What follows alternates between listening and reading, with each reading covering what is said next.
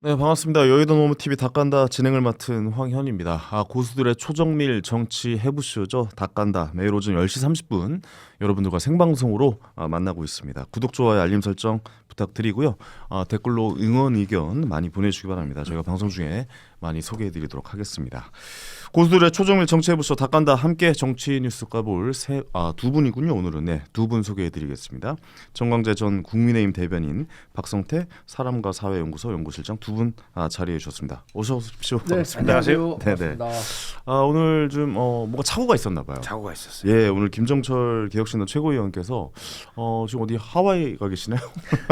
해외로 출타 중이라는 예. 소문이 있는데 좀 해외에 계시다는 얘기도 있고 좀 제작진하고 좀 의견이 좀 안 맞아서 오늘은 좀 부재하신 것 같습니다. 두 분과 함께 오늘 이야기 나눠보도록 하겠습니다. 정치해부쇼 본격적으로 들어가기 전에 여의도몰 상품 소개 먼저 해드릴게요. 여의도 노무TV 채널 내 쇼핑몰 여의도몰 여러분 여러 품목이 판매가 되고 있다는 거 다들 아실 겁니다. 오늘 소개할 품목은 겨울하면 떠오르는 제품이죠. 딱 생각나는 그 맛, 추워지면 생각나는 대표적 겨울 간식 바로 찐빵입니다. 찐빵. 네, 찐빵 좋아하세요, 두 분은? 아주 좋아하죠. 겨울에 참 이거 엄마한테 하나 사달라고 했다가 등짝 맞고 그랬던 기억도 나고. 안흥 찐빵이 네. 한번 다시 나무위키 검색해 보시죠. 안흥 찐빵이 왜 안흥이? 안흥 지방인가? 안흥 지방. 아는 네. 지역이잖아요. 거기서 안흥 만든 지방에서. 거죠. 네, 네. 아는 지역입니다. 그렇죠. 그건 뭐 검색하지 않아도 많은 상식이죠, 분들이 알고 상식. 계세요. 아니 그래서 저도 그렇게 생각하는데 네. 안흥이 어디 있어요? 근데 안흥이 경기도 쪽에 있잖아요. 안흥이 일단 서울보다 남쪽에 있어요. 그래요? 네, 확실합니다. 저쪽 강원도 쪽 가는 길에 있지 않나요? 근데 어쨌든 겁주지 우리가 마세요. 확실해요. 얘기할 때 잘 모르겠네. 대부분 우리 정도 되면은 안흥 그러면 어딘 줄 알 것 같은데 군이나 시는 아니야. 그러니까 어떤 군의 특정 지역인 것 같아요. 안흥 무슨 본관을 쓰는 성씨도 있는 것 같은데. 네네. 참 많이 하세요 그런 거.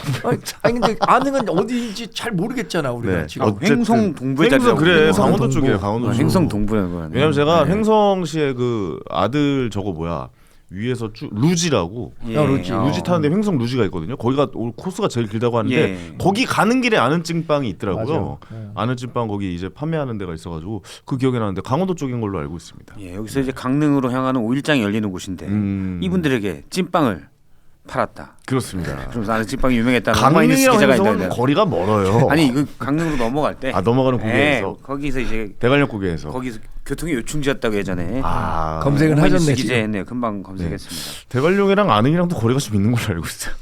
이제 가기 전전에 그러니까 알겠습니다. 횡성군 안흥면인가 봐요. 그렇죠. 횡성군 댓글에 안흥면. 횡성군 안흥면. 제가 얘기했잖아. 군이나 시의 일부 지역일 것 같다. 안흥면이군요.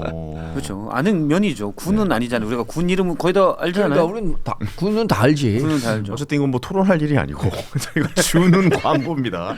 주는 안흥이 아니라 주는 찐빵이에요. 찐빵. 찐빵을 판매하고 있다는 겁니다. 어렸을 때 이제 어머니가 가서 찐빵을 좀 사와라. 네. 그럼 뒷가게에 가서 뒷골목 가게에 가서 찐빵을 사오곤 했죠. 저희는 사실 찐빵 세대는 아니에요. 아 그래요? 저희는 호빵 세대입니다. 아 호빵 이렇게 저 네, 호빵이요. 호빵. 저도 호빵인데 네. 이렇게 김이 모락모락 동그란 통에서 근데 그렇죠. 눌러붙은 거를 꼭 주인이 어린 꼬마가 가면 주인이 꼭 눌러붙은 걸 줘요. 그럼 어머니가 격분하면서 바꿔 와라. 말랑말랑한 걸로 네. 오래된 거 어렸을 가져왔다. 때- 오래 가지고 이게 잘 안 떨어져요. 어렸을 호빵은. 때는 그 단팥 호빵이 맛있었는데 그렇죠. 나이가 들면서 그 안에 야채 그 야채 호빵 그게 잡채 맛있더라고요. 야채가 그렇죠. 저는 어렸을 때부터 야채 호빵을 좋아했어요. 그래요? 야채 호빵이 약 82년도 정도에 나온 걸로 제가 기억하고 있습니다. 그렇군요. 어렸을 때 그래서 초딩 세대라. 입맛은 틀려도 어쩔 아니었네요. 수 없죠. 네, 어쨌든 주는 찐빵이다. 예, 다시 주는 한번 찐빵이다. 광고를 좀 짚어드리고 전자레인지에 30초만 데우면 갓 쪄낸 듯한 이 촉촉한 이 찐빵을 맛보실 수가 있습니다. 아는 찐빵 2+2 세트. 네, 이렇게 2+2 세트가 총 40개입니다. 이 찐빵이 40개가 들어있는 제품을 19,900원에 저희가 무료 배송으로 보내드리고 있다고 합니다. 뭐 어려울 때는 이제 저런 아는 찐빵을 사서 겨울을 나곤 했어요. 그 정도 세대는 아니잖아요. 예, 죄송합니다. 그래도 있는 집이었네요. 네, 그렇죠. 찐빵을 사 먹을 수 있다는 건 사실 우리 때는 아니 쉽지 찐빵을 밥 않았어요. 대신에 먹고 겨울을 났다고 하려고 했는데 그래요? 예. 어. 농담이 잘못 전달된 것 같아요. 죄송합니다. 앞으로 좀 식사를 좀 하시고 예. 드시기 바라겠습니다. 그리고 또 제주도 겨울에 특별한 선물이 황금향도 절찬리에 판매 중이라고 합니다. 이게 많이 판매가 됐나 봐요. 우리 그때 황금향 먹었잖아요. 예. 엄청 맛있어가지고 오. 주문이 많이 된다고 합니다. 4.5kg 27,900원 무료 배송입니다. 두 개 합해도 5만 원이 안 되는 가격이네요. 보니까 겨울에 요 두 개만 옆에 장착하고 있어도 아주 따뜻하게 겨울을 나지 않을까 하는 생각이 좀 듭니다. 인터넷 주문 힘드시거나 대량 주문 희망하시는 분들께서는 전화 주문 이용하시면 되겠습니다. 여의도물 전화번호 1551-5280. 지금 여의도물 들어가니까 네. 바로 지금 방송 중인 상품이라고 나오네요. 맞아요. 대단한데요. 지금 저희가 방송하고 있으니까 예. 또 방송 중에 주문하시면 좋을 것 같습니다. 여의도물 전화번호 1551-5280, 1551-5280번으로 대량 주문하실 때 연락 주시기 바랍니다. 저희 또 이 고급 게스트들, 우리 또 고급 패널분들, 이분들 모시기 사실 쉽지가 않습니다. 예. 아쉽네요. 유튜브 채널에서 이렇게 대단한 분들 모시고 매주 이야기를 한다는 게 이게 쉬운 일이 아니에요. 영세 저희 같은. 쉬운 일이에요. 예, 아니에요. 그렇게 어렵진 않아요. 저희가 갓 5만 명 넘었거든요. 그래요. 그렇지. 예. 보통 이분들 나가시면 최소 30만 이상만 나가시는 분들이라. 저도 그래서 네. 그 가끔 경영자의 마인드로 이 여의도 너머는 어떻게 운영이 되나. 그렇죠. MD가 좋은 것 같아요. 여러 다양한 상품들을 잘 소싱해 오시는 것 같아요. 그렇습니다. 그 여의도몰에서 가격도 굉장히 저렴하고. 이렇게 어느 정도 수익이 나줘야 또 저희가 매일 하잖아요. 월요일부터 맞아요. 금요일까지. 근데 월요일부터 금요일까지 게스트분들이 패널분들이 모두 다 진짜 대단하신 좋은 분들 분들이거든요. 많이 예. 나오시는 것 같아요. 사실 또 어느 정도 여기 닭간다잖아요. 네. 닭 가면 먹고 살기 힘들어요. 그런데도 불구하고 이렇게 하는 거 그러니까요. 대단한 이런 채널 도와줘야 돼요. 맞습니다. 어느 한쪽에 치우친 채널이 아니라 이준석 모두 대표도 좀 까도 되죠. 당연하죠. 예, 예. 닭 까면 먹고 예. 살기 힘든데 그래도 닭 까야 됩니다. 이준석 대표 깔 거 준비하고 있습니다. 알겠습니다. 예, 같이 까주시죠. 예. 알겠습니다. 다 까야 됩니다. 어디 뭐 편향되고 이런 거 없습니다. 예. 다 솔직하게 이야기하는 저희 채널이니까 찐빵으로 많이 좀 또 우리가 도와주시기 잘한 건 또 잘했다고 하고, 그럼요. 네, 또 그래야죠. 좀 못했다고 하고 네, 찐빵 먹으면서 좋습니다. 따뜻한 추운 겨울 따뜻한 찐빵으로 나보시는 거 어떨까라는 생각이 듭니다. 본격적으로 이제 시작을 할 텐데 오늘 하루 종일 이 얘기가 아마 나올 것 같습니다. 지난 2024년 12월 3일 밤 10시 26분이죠. 아직까지도 저도 좀 그날의 밤이 기억이 납니다. 계엄이 1년이 됐습니다. 지금 현재 이제 논란이 되는 것은 과연 이제 내란 종식이 된 거냐, 아니 이제 미래로 나아가야 되는 것이냐, 뭐 이런 이야기로 이제 좀 부딪히고 있는 것 같은데 어떠셨어요? 지난 계엄의 밤 때 특히 전 정광재 전 대변인이 어디 계셨고 저요? 뭐 계셨는지 좀 궁금하긴 하네요. 그 12월 3일이 연말 모임이 많은 날이 맞아요. 막 시작되잖아요. 네. 그래서 당시에 강남 모처에서 한우를 겸해서 한우 먹고 계셨구나. 폭탄주를 몇 잔 먹고 나도 그러지. 조금 과하게 마신 것 같아갖고 집에 가서 일찍 자야겠다 하고 있는데 갑자기 윤석열 대통령이 TV에 나오는 거예요. 10시 이 시간에 왜 죠. 윤석열 대통령이 나오지? 그래서 이렇게 얘기를 들어봤더니 비상계엄을 선포합니다. 이렇게 나온 거예요. 전 정말로 그 비상계엄 얘기했을 때 깜짝 정말 술이 다 깼어요. 그때서부터 이제 제가 그때 현직 대변인이었기 때문에 전화가 빗발치는 거예요. 기자들 전화 빗발치는데 제가 뭐 당의 어떤 방침이 정해진 것도 아니고 뭐 계엄이 왜 생겼는지도 모르고 사실 맨 처음에 계엄 생겼을 때는 계엄 발동됐을 때는 뭔가 북한의 뭐 어떤 그 국지전이라도 발생했나? 그러니까요. 라는 생각.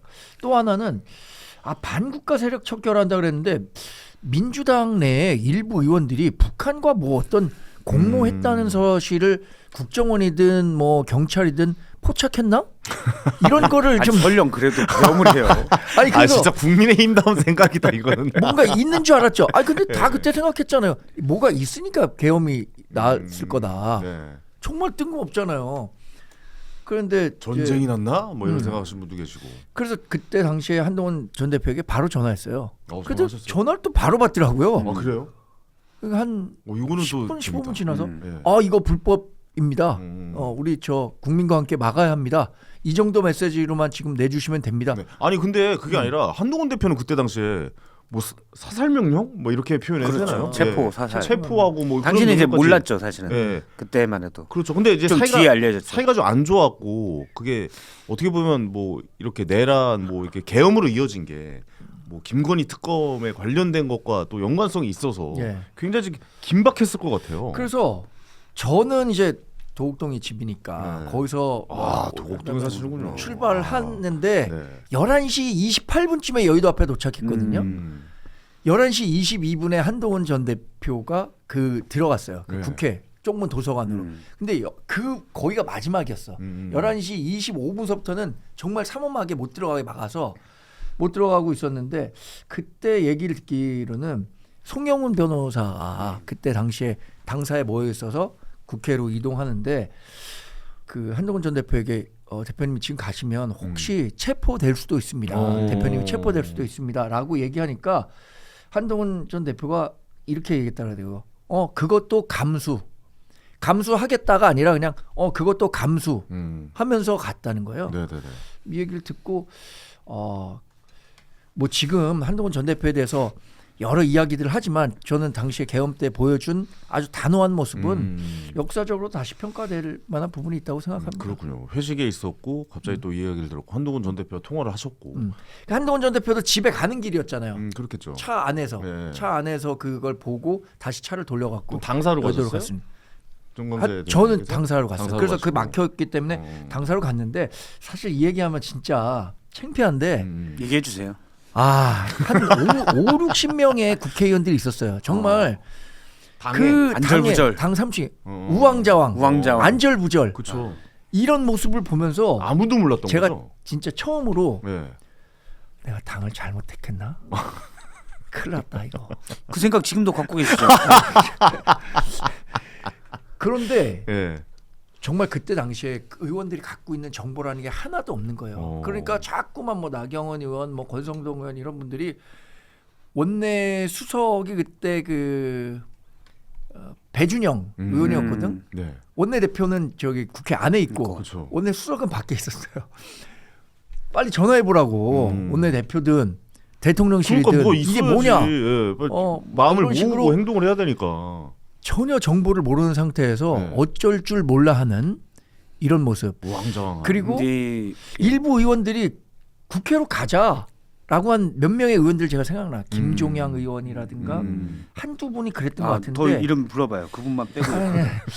김종양 의원은 분명히 국회로 가야 되는 거 아닙니까? 뭐 이렇게 혹시 김종혁하고 헷갈린 건 아니시죠? 김종양. 양. 김종양 우리 동네 사람하고 잘 압니다. 그리고 그랬었던 일이 있었군요. 예. 그때 몇몇 중진 의원들이 누가 가지 말자고 그랬습니까? 이 얘기하기에 예. 권성동 의원 지금 가 계신 예. 구치소에 가 계시죠. 계신데 예. 이 얘기 하시더라고. 뭐라고요? 아씨 정치 그만해야겠다. 이게 뭐냐 이게. 이 얘기했던 게 제가 너무 그래요? 인상적이야.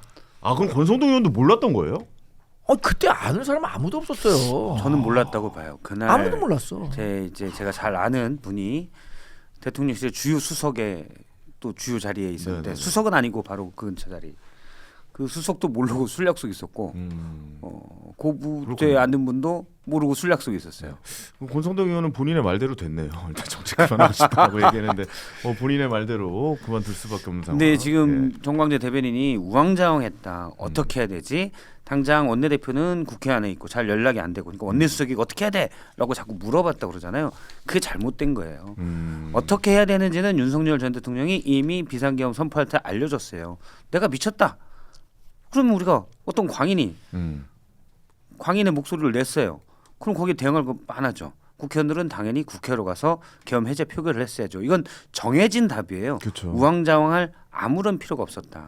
저는 한동훈 전 대표가 당시 했던 거는 평가예요. 그중에 이른바 한동훈 한덕수 대행과의 연대 뭐 이런 것들에 대해서 비판받을 소지가 있지만 가장 먼저 더군다나 여당 대표가 이거는 불법 위헌 계엄이다라고 하는 순간 이 계엄이 성공하지 못하겠구나라는 이미지를 줘요. 그래서 그 부분 한동훈 전 대표가 잘했다고 봐요. 근데 국민의힘 의원들이 그때 우왕좌왕했다는 건 사실 한 두세 명 정도가 몇 명 한 10명 이내가 우왕좌왕했다면 이분들이 이제 어떻게 눈치 보고 그럴 수 있다고 하지만 전체가 우왕좌왕했다는 건 전체가 눈치 보고 있었다는 거죠. 전체가 다 모르고 있었다. 이걸 막아야 되나?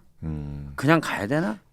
저는 상당수는 이런 생각을 하고 있었다고 봐요. 그러니까 우왕좌왕이 된 거예요. 그러니까 그거를 보여주는 가장 대표적인 발언이 저는 권영세 전 비대위원장이 이 얘기를 했어요. 나중에 한동훈 전 대표나 본인이나 똑같이 왜 계엄이 발동됐는지를 몰랐다. 모르죠. 제한된 정보밖에 없었다. 근데 그 제한된 정보를 갖고 한동훈 전 대표는 계엄에 반대한다고 했는데 나는 그때로 돌아간다고 하더라도 표결하지 않을 것이다 라는 취지의 이야기를 한번 한 적이 있어요. 그러니까 그게 모르겠으면 제가 원내 의원을 안 해봐서 모르겠지만 여당 의원과 야당 의원은 이 계엄을 보는 관점이 확실히 달랐을 거예요. 야당 의원들은 무조건 가갖고 이제 반대한다라고 했을 건데 야당 의원들은 거의 뭐 총 맞을 그러니까 그때 마음까지 뭐 먹겠죠. 목숨 걸고도 계엄인데. 했댔죠. 네. 여당 의원들은 이런 생각을 많이 했었던 거예요. 아까 얘기한 것처럼 아니 뭔가 있겠지. 대통령이 계엄을 할 만한 무언가가 있겠지라는 생각을 했던 것 같아요. 근데 계엄 선포 초기에. 문에 비상계엄 선포한 10시 26분 7분 이때한 얘기에 나와요. 없어요. 총북 세력 반국가 세력 끝입니다. 어디가 무슨 어디 전쟁 났다도 없고 어디에 긴급 상황도 대규모 아니고. 그런 거 없고 그러니까 우리가 그때 바로 알 수 있는 거는 이분이 미쳤군. 이건 막아야 돼. 안 그러면 미친 분은 미친 사람은 왜 위험해요? 뭔 짓을 할지 모르는 거예요. 그게 위험한 겁니다. 그런데 야당이니까 맞고 여당이니까 어떻게 판단하지? 이건 전 아니라고 봐요. 당연히 광인이 물론 말씀하신 대로 어떤 정보가 있어서 했다 그러면은 당연히 비상계엄 선포에 그게 나오게 돼 있습니다. 지금 내가 보니까 갑자기 예를 들어서 우리가 경찰 병력으로는 막을 수 없을 만큼 어떤 사태가 일어났다. 당연히 대국민 담화에서 얘기를 해야 되죠. 그분 빠져 있었고 그리고 갑자기 계엄이 선포됐다라면은 그럴 수도 있겠지만 뭔가 있나라고 할 수 있겠지만 이미 8월부터 야당의 압박에 못 견딘 미치광이 윤석열이 계엄을 할 것이다. 저는 그때는 뭐 근거 없을 거라고 생각했죠. 그렇죠. 왜냐면 그때 다 그 얘기 나왔을 때, 에이 무슨 개엄 말도 안 되는 소리 하고 그렇죠. 있어. 그래서 김민석 지금 국무총리한테 그 뭐 저런 얘기까지 해, 뭐 이런 그렇죠. 얘기도 많았었잖아요. 우리가 그렇게 얘기한 건 왜 그러냐면 이건 미친 짓이기 때문에 맞아요. 이건 정상이 윤이 아니다라고 아무리 이상해도 생각했죠. 이 미친 짓은 하지 않을 거야라는 맞아요. 가장 그러니까 인간의 탈을 오랑우탄인지 몰랐던 거죠. 근데 알고 보니까 오랑우탄이었던 거예요. 그래서 한 거예요. 그래서 그런데 그게 있었기 때문에 네. 비상계엄을 선포했을 때는 저 사람들은 자꾸 오랑우탄이라고 다른 분들이 얘기할 때 에이 인간처럼 생겼잖아. 코도 있고 눈도 2개고 귀는 3개. 아니 귀 하나지. 2개지. 근데 어쨌든 그렇게 볼 텐데 딱 계엄 선포하는 거 오랑우탄이었구나라고 규정하면 끝인 거예요. 그걸 왜 헷갈려요? 아 근데 저도 이날 밤이 기억나거든요. 저도 얘기는 동감합니다. 동감하실 거예요. 계엄은 미친 짓이야. 나도 그렇게 생각해. 그건 단언할 수 있습니다. 계엄은 그런 상황에서 하는 게 절대 아니라는 아유, 것을 3살배기 어린애도 알 그럼요. 정도예요. 그거는 이제 불합리한 일이고 말도 안 되는 상황이었는데 저는 그날 밤에 저도 역시 회식을 하고 있었어요. 네. 이제 친구들이 연말 모임을 하고 있었는데 공교롭게도 그날 회식에 또 모임을 가졌던 친구들이 다 충암고 출신들이에요. 되게 아이러니한 그 약간 동창회 비슷한 모임이었는데 그 모임에서 소주를 한 잔씩 기울이다가 이제 카톡이 온 거죠. 카톡이 뭐가 왔는데 속보해가지고 온 거예요. 충암고 출신이어서? 아니요. 그 이제 뉴스를 이제 친구들이 이제 그 12시 네네. 20분이 넘은 상황인 거고 그 이제 메시지가 온 거예요. 왔는데 속보 계엄령 선포 막 이렇게 온 거죠. 그래서 저는 친구들끼리 그런 거 장난 많이 하거든요. 그 속보 만드는 앱이 있어요. 그래가지고 황현이 화장실에서 숨 쉰 채 발견 뭐 이런 식으로 막 장난 많이 쳐. 그래서 에이 이것들 또 장난치고 있구나. 뭐 하는 짓이 하고 봤죠. 봤더니 이제 거기 상황에서 네이버를 들어간 거죠. 그랬더니 진짜 계엄이 있는 거예요. 그 이게 좀 이게 그렇죠. 이게 말이 되는 상황이야? 이게 말이 안 된다. 그래서 저희 집 용산이거든요. 그래서 국회의사당 이렇게 보면 보여요. 그래서 아내한테 급하게 전화를 해서 거기 지금 용산 국회의사당 쪽 보이냐 봤더니 헬기가 왔네. 이제 그거부터 물었어요. 헬기가 오고 있느냐. 혹시 헬기 소리가 들리냐는데 헬기는 여러분도 아시겠지만 한강 위로만 다닐 수 있거든요. 그러니까 이동을 할 때 한강 위로만, 그러니까 건물이 없는 한강 위로만 다녀야 돼서 그거를 직접적으로 볼 수 있는 저희 집으로 전화를 해가지고 지금 헬기가 오고 있느냐라고 했더니 5분 뒤에 전화가 왔어요. 헬기가 지금 지나갔다. 몇 대가. 얘기를 하셨어야죠. 예. 격추시켜라. 노려보라고. 아이가 있으니까. 예, 아이가 자고 있으니까 격추까지 힘드니까 그냥 노려보고 어디로 가는지만 말할 때 국회의사당 쪽으로 갔다라는 거예요. 그래서 내가 아니 이건 팩트구나 그러면. 그렇죠. 그러면서 이제 욕을 하기 시작했죠. 이게 제정신이야? 미친 거 아니야? 야 이게 좀 이게 인간의 머리에서 나올 수 있는 상황이야? 라는 말을 하면서 택시를 잡았는데 택시가 안 잡힙니다. 그래서 제가 그때부터 러닝을 하루에 5km씩 하다 보니까 왜냐면 집이 또 이제 국회의사당 가까운 쪽이니까 너무 걱정해서 그때부터 뛰기 시작했습니다. 국회로. 제가 아니요. 집으로 국회로 가기에는 좀 담이 약하고 이제 아이가 걱정이 되고 이거를 어떤 일이 발생할지 모르니까 모르고 그렇죠. 왜냐면 우리가 그 익숙하게 봐왔던 그 계엄에 대한 이야기들을 너무 우리가 교과서나 그렇죠. 자료 화면으로 많이 봐왔기 때문에 이 가족을 잘 지켜야겠다. 무슨 일이 있어도 이런 상황들을 잘 마무리를 져야겠다라는 생각이 들어서 전 집으로 뛰어갔습니다. 그 어디서 살면 종로 3가에서 집까지 뛰었어요. 아 그래요? 네, 택시가 안 잡혀가지고. 네. 그리고 나서 뉴스를 계속 주시했더니 다행히 생각보다 큰 일은 벌어지지 않아서 그렇게 마무리가 됐지만 그때 등가에 흘렀던 그 식은땀들, 긴박한 상황들, 1년이 지났는데도 아직도 빡치네요.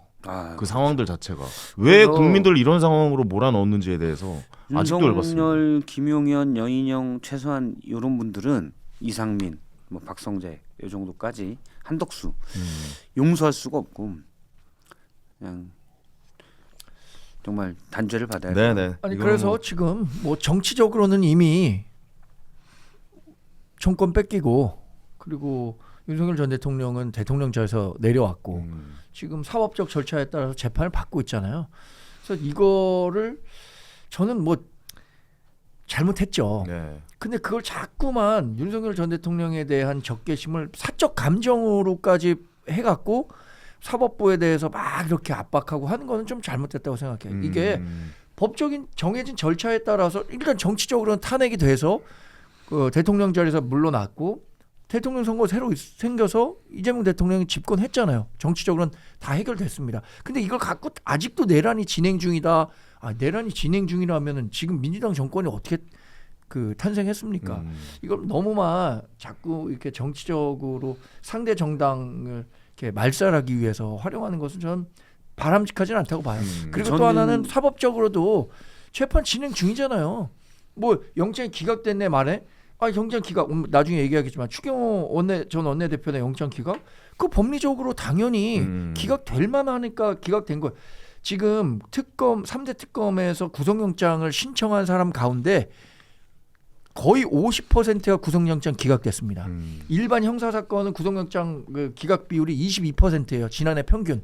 왜 그 구속영장이 많이 기각됐나? 이거 민주당은 뭐라 그러냐면 사법부가 우리가 조사한 대로 이거 벌해야 되는데 사법부가 이거 제동을 거니까 사법부 개혁해야 된다라고 얘기하고 있지만 반대로 특검이 지나치게 정치적으로 구속영장 청구하지 않아도 되는 사안에 대해서 무리하게 구속영장 청구하다 보니까 기각되는 건데 그 부분을 생각하지 않고 본인들만 그러니까 이게 기각된 옳다. 게 결국에 이제 추경호 원내대표 기각된 게 결국에는 뭐 장동욱 대표가 잘해서 기각된 건 아니잖아요. 그러니까 이거 특검에서 뭐 증거를 잘 못 찾았기 때문에 이제 기각이 된 거고 일단 기각 자체 그러니까 이렇게 기소한 것 자체가 좀 무리였다라는 뭐 평가도 나오긴 하지만 그럼 결국에는 장동욱 대표의 뭔가 메시지가 나와야 되지 않는 겁니까?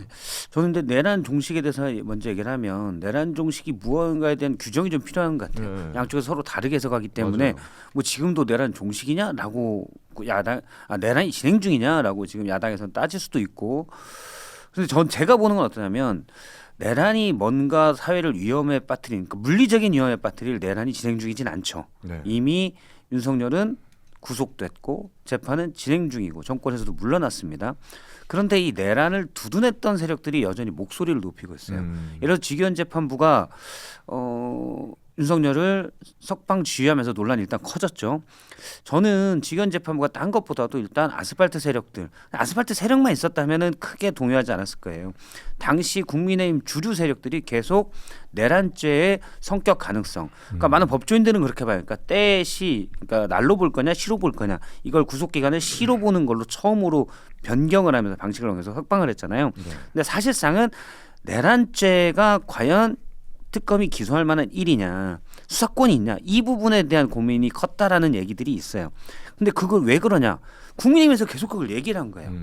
내란이 벌어진 거를 내란이라는 말에 대해서 그게 법적인 걸 떠나서도 어쨌든 윤석열이 불법 쿠데타를 저지른 걸 우리가 다 목도를 했는데 무슨 공수처는 수사권이 있는데 경찰만 수사권이 있고 공수처는 내란죄 수사권이 있고 이 아주 형식적인 거 법적인 걸 따져서 계속 딴지를 거는 겁니다. 그걸로 사회가 양분되니 제가 볼 때는 직위원 재판부가 줏대가 없는 거죠. 그러면서 당연히 상식으로 가야 되는데 못 간 겁니다. 그러니까 지금 내란을 두둔하는 세력이 있어요. 제가 앞서 오랑우탄이라는 예를 들었는데 지금 국민의힘 내부에서는 왜 아직도 내란몰이를 하고 있냐라고 공세를 하고 있는데 내란은 당연히 결별을 해야 되죠. 근데 왜 오랑우탄 옆에 계속 서 있는 거예요? 그러니까 욕을 먹는 겁니다. 그러니까 저도 그게 궁금한 게 그러면은 정확한 메시지가 나와야 되잖아요. 1년이 됐으면. 근데 장동 대표 오늘 기자회견 안 한다고 얘기했다면서요. 오늘 기자회견은 안 하고요. 네, 그 뭐 SNS에 페북 뭐 메시지를 냈어요. 예. 장동혁 대표가 페북 메시지를 낸 거를 보면 그동안 했었던 수준에서 크게 벗어나지는 않았습니다. 내 말이요. 예, 그러니까 지난 예. 대구에서 계엄에 대한 책임을 통감한다. 계엄을 막지 못한 것에 대해서 그리고 계엄은 민주당의 그 의회 폭거에 대항하기 위한 조치였다. 요 내용인데 이거는 전 뭐 지금 당직은 없습니다. 네. 그냥 국민의힘 당원이에요. 전 대변인이고 우리 당원들조차도 공감하기는 좀 어려운 얘기인 것 같아요. 우리 어렵죠. 당에 예. 공감하는 일부의 그룹은 있겠죠. 뭐 장동혁 대표를 대표 자리에 오르게 했던 어떤 강경 지지자들 그리고 윤석열 전 대통령에 대해서 아직도 온정적인 사람들 이 사람들의 의견은 있겠지만 이게 전체 당심을 대변한다? 저는 그렇게 보지 않아요. 그러니까 지난 5월에 우리 당의 대통령 후보를 뽑았을 때의 당심, 지난 9월 2일인가요? 그 장동혁 당대표를 뽑았을 때의 당심, 지금의 당심, 저는 크게 변화가 있었다고 생각하거든요. 지금의 당심은 적어도 지금 그 장동혁 대표가 얘기하는 것처럼 민주당 계엄, 민주당의 폭거에 반응하는 차원에서 대응하는 차원에서 계엄이었다. 이렇게 생각하는 사람들 그게 다수는 아닌 것 같거든요. 네네. 아니 저는 예. 장동혁 대표가 사실 이제는 사과하냐 마냐는 별로 중요하지 않다고 생각해요. 장동혁 대표가 사과한다고 그 사과를 어떻게 믿어요? 이분이 지난 몇 달간 보여준 행동이 있는데 바로 어제까지만 해도 과거에서 벗어나고자고 하는 분들이 과거에 머무르는 것이다. 네네. 우리가 끊을 수 있는 건 아무것도 없다. 네. 듣기 따라서 되게 멋있는 것 같지만 내용이 아무것도 없고 나는 내란 세력이요라고 얘기하는 것밖에 안 돼요.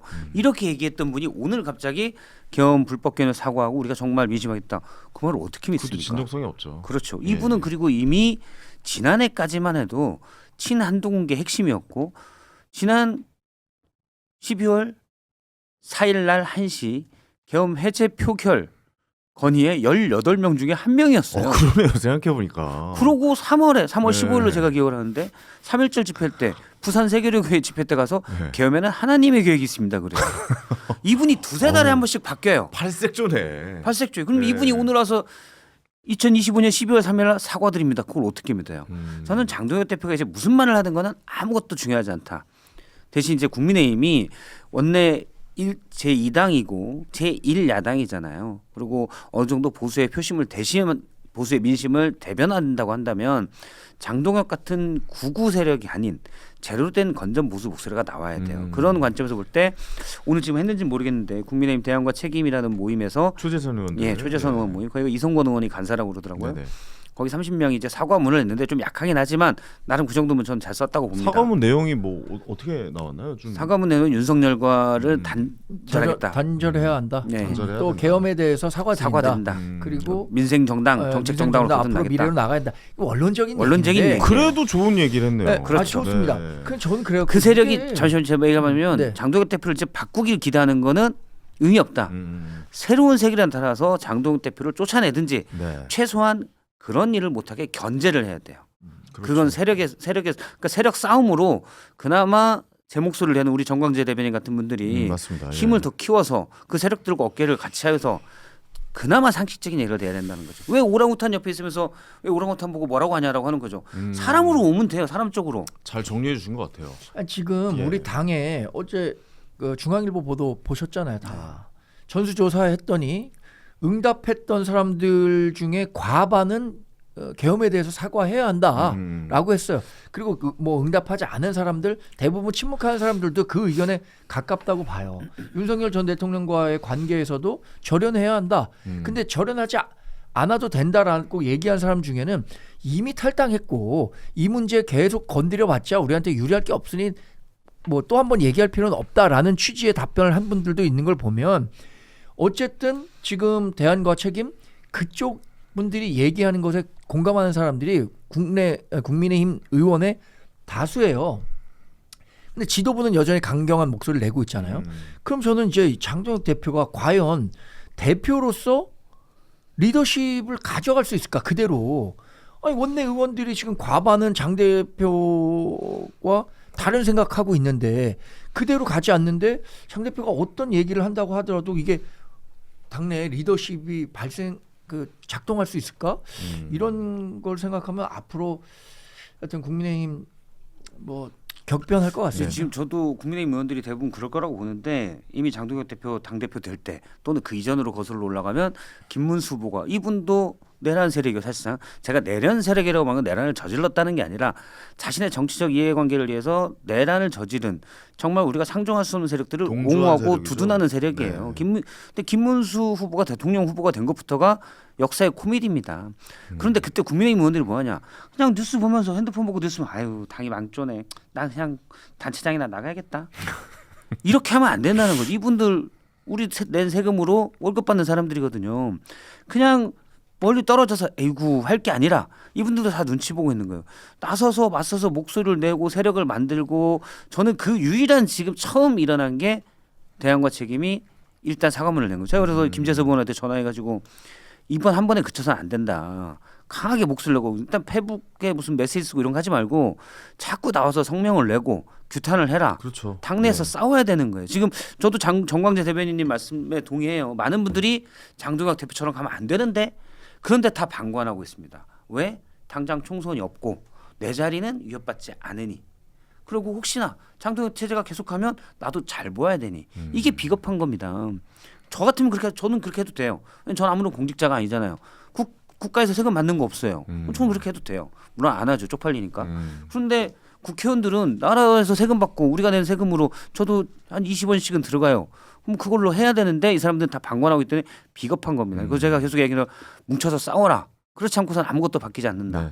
아까 말씀을 정리를 잘 해주신 것 같아요. 그러니까 너무 내란으로 몰아가는 것도 좀 이상하겠지만 내란 세력에 왜 현재까지 동조하고 있느냐. 그렇죠. 계엄에 대해서 왜 동조하고 있느냐에 대해서는 분명히 어느 정도 책임질 건 책임지고 사과가 아닙니다. 이건 사죄를 해야 돼요. 그렇죠. 사죄를 해야 되는 부분이 있습니다. 그런 부분에 메시지가 나왔으면 좋겠는데 초재선 의원 쪽에서 다행히 메시지가 나왔고 변화가 될지는 좀 지켜봐야 될 것 같아요. 한 말씀만 더 붙이면 네. 저는 그 민주당이 내란몰이를 하고 있다고 우리가 계속 비판을 하잖아요. 네. 민주당이 과도한 내란몰이다 이렇게 얘기를 하는데 그럼 우리가 그 내란몰이라는 그 몰이 대상이 되지 않기 위해서는 내란과 뭐 관련이 있다고 하는 것에서 떨어져 나오면 되잖아요. 네, 제 말씀이 그렇죠. 그겁니다. 떨어져 나오면 되는데 왜 떨어져 나오지 못하고 있느냐.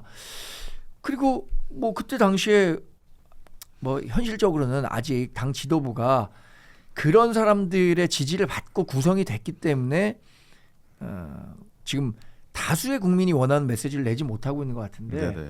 하여튼 그것에서 떨어져 나오는 게 네. 저는 그렇게 어려운 일 아닌 것 같은데. 알겠습니다. 같은 의견이에요. 네, 네. 빨리 이런 부분들은 빨리 마무리하고 넘어갔으면 좋겠는데 난나 79W4T님께서 다음 주제로 넘어갑시다. 지긋지긋함이라고 보내주셨는데 모두가 같은 생각입니다. 저 역시도 이 생각이고 정말 지긋지긋합니다. 이제 어느 정도 정리가 좀 잘 되고 사과할 부분 사과하고 그만 좀 이제 잡고 가고 좀 요런 국면들은 이제 좀 1년이 지났으니 마무리가 됐으면 합니다. 다음 주로 넘어가도록 하겠습니다. 오늘 오전에 좀 약간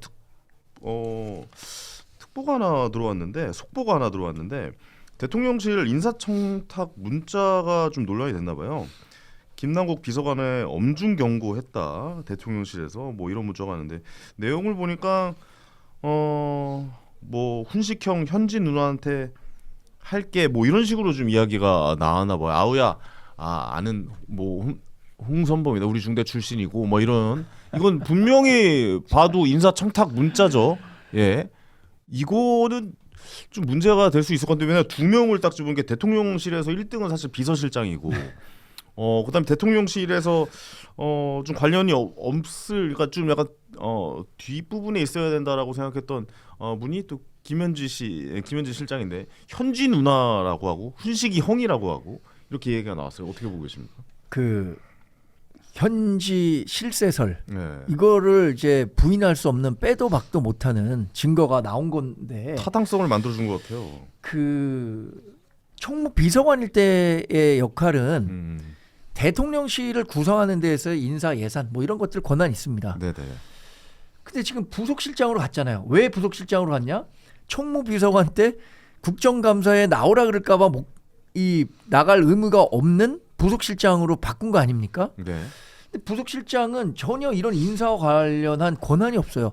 더군다나 대통령실은 물론이고 이 지금 여기가 뭐 자동차 산업협회 협회장을 공모하는 자리에 인사 추천을 하는데 그러니까요. 그거를 김현지 부속실장한테 얘기하겠다라고 하는 게 지금 이재명 대통령 정권의 현실입니다.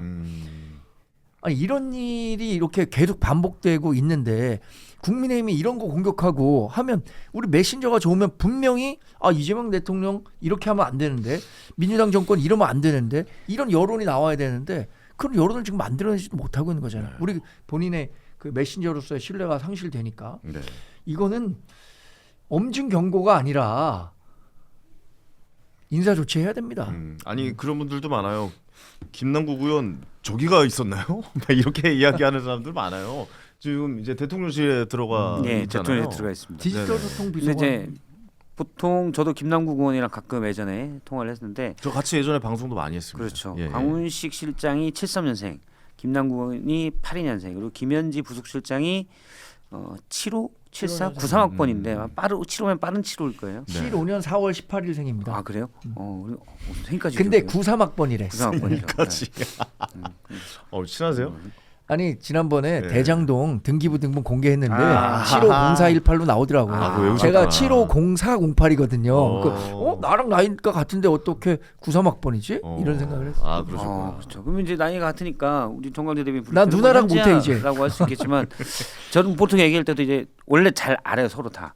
그래서 저한테 얘기할 때도 뭐 훈식이 형, 그 다음에 뭐 현지 누나라고 얘기를 하더라고요. 그 네네. 표현이 나온 거고 문제는 이제 두 가지죠. 하나는 인사청탁의 문제. 그럼 중대 너도 잘 아는 중대 출신이야 이렇게 해서 얘기했는데 물론 추천은 할 수 있죠. 네. 근데 약간 청탁성이 많이 보이는 것이고 또 너무 하나는 많이 보이잖아요. 강훈식 실장이 그렇죠 많이 네, 보입니다. 그리고 네. 강훈식 실장에게 얘기하는 거는 저는 뭐 그럴 수 있다라고 봐요. 그러니까 물론 청탁성이 보이지만 그냥 추천이라고 생각한다면 한번 보라고 할게요라고 할 수 있지만 김현지 부속실장이 언급된 건 잘못됐죠. 왜냐하면 저분은 인사에 관한 권한이 없는 분이에요. 네. 그런데 지금 김남국 전 의원의 저 메시지 속에 보면 김현지 실장이 인사에 대한 영향력을 행사하고 있구나가 보이잖아요. 100%죠. 네, 그래서 잘못된 거다. 근데 물론 김남국 의원이 저런 메시지로 답변을 한 게 잘못됐겠지만 중요한 건 이제 저런 현실이 들킨 거잖아요. 여태까지 저렇게 해 왔다라는 거 그렇죠. 아니에요. 저 그래서 문자 내용은. 그래서 그 부분에 대해서는 네. 뭐 상당히 대통령이 심각할 것 같습니다. 근데 이거 김남국 의원이 무슨 사퇴하고 물러날 게 아니라 사실은 김현지 부속실장 문제죠. 왜냐하면 본인의 김남국 의원은 저 얘기를 그냥 걸린 거고 김현지 부속실장이 본인의 직위에 걸맞지 않은 권한을 행사하고 있다면 그걸 먼저 바로 잡아야죠. 아니 근데 저 청탁 자체도 잘못된 거 아니에요? 그러니까 저는 청탁성이 더 강하다고 봐요. 네. 근데 이제 아마 저기 문진석 원내수석인가요? 하고 김남국 의원은 그냥 우리 추천이었다.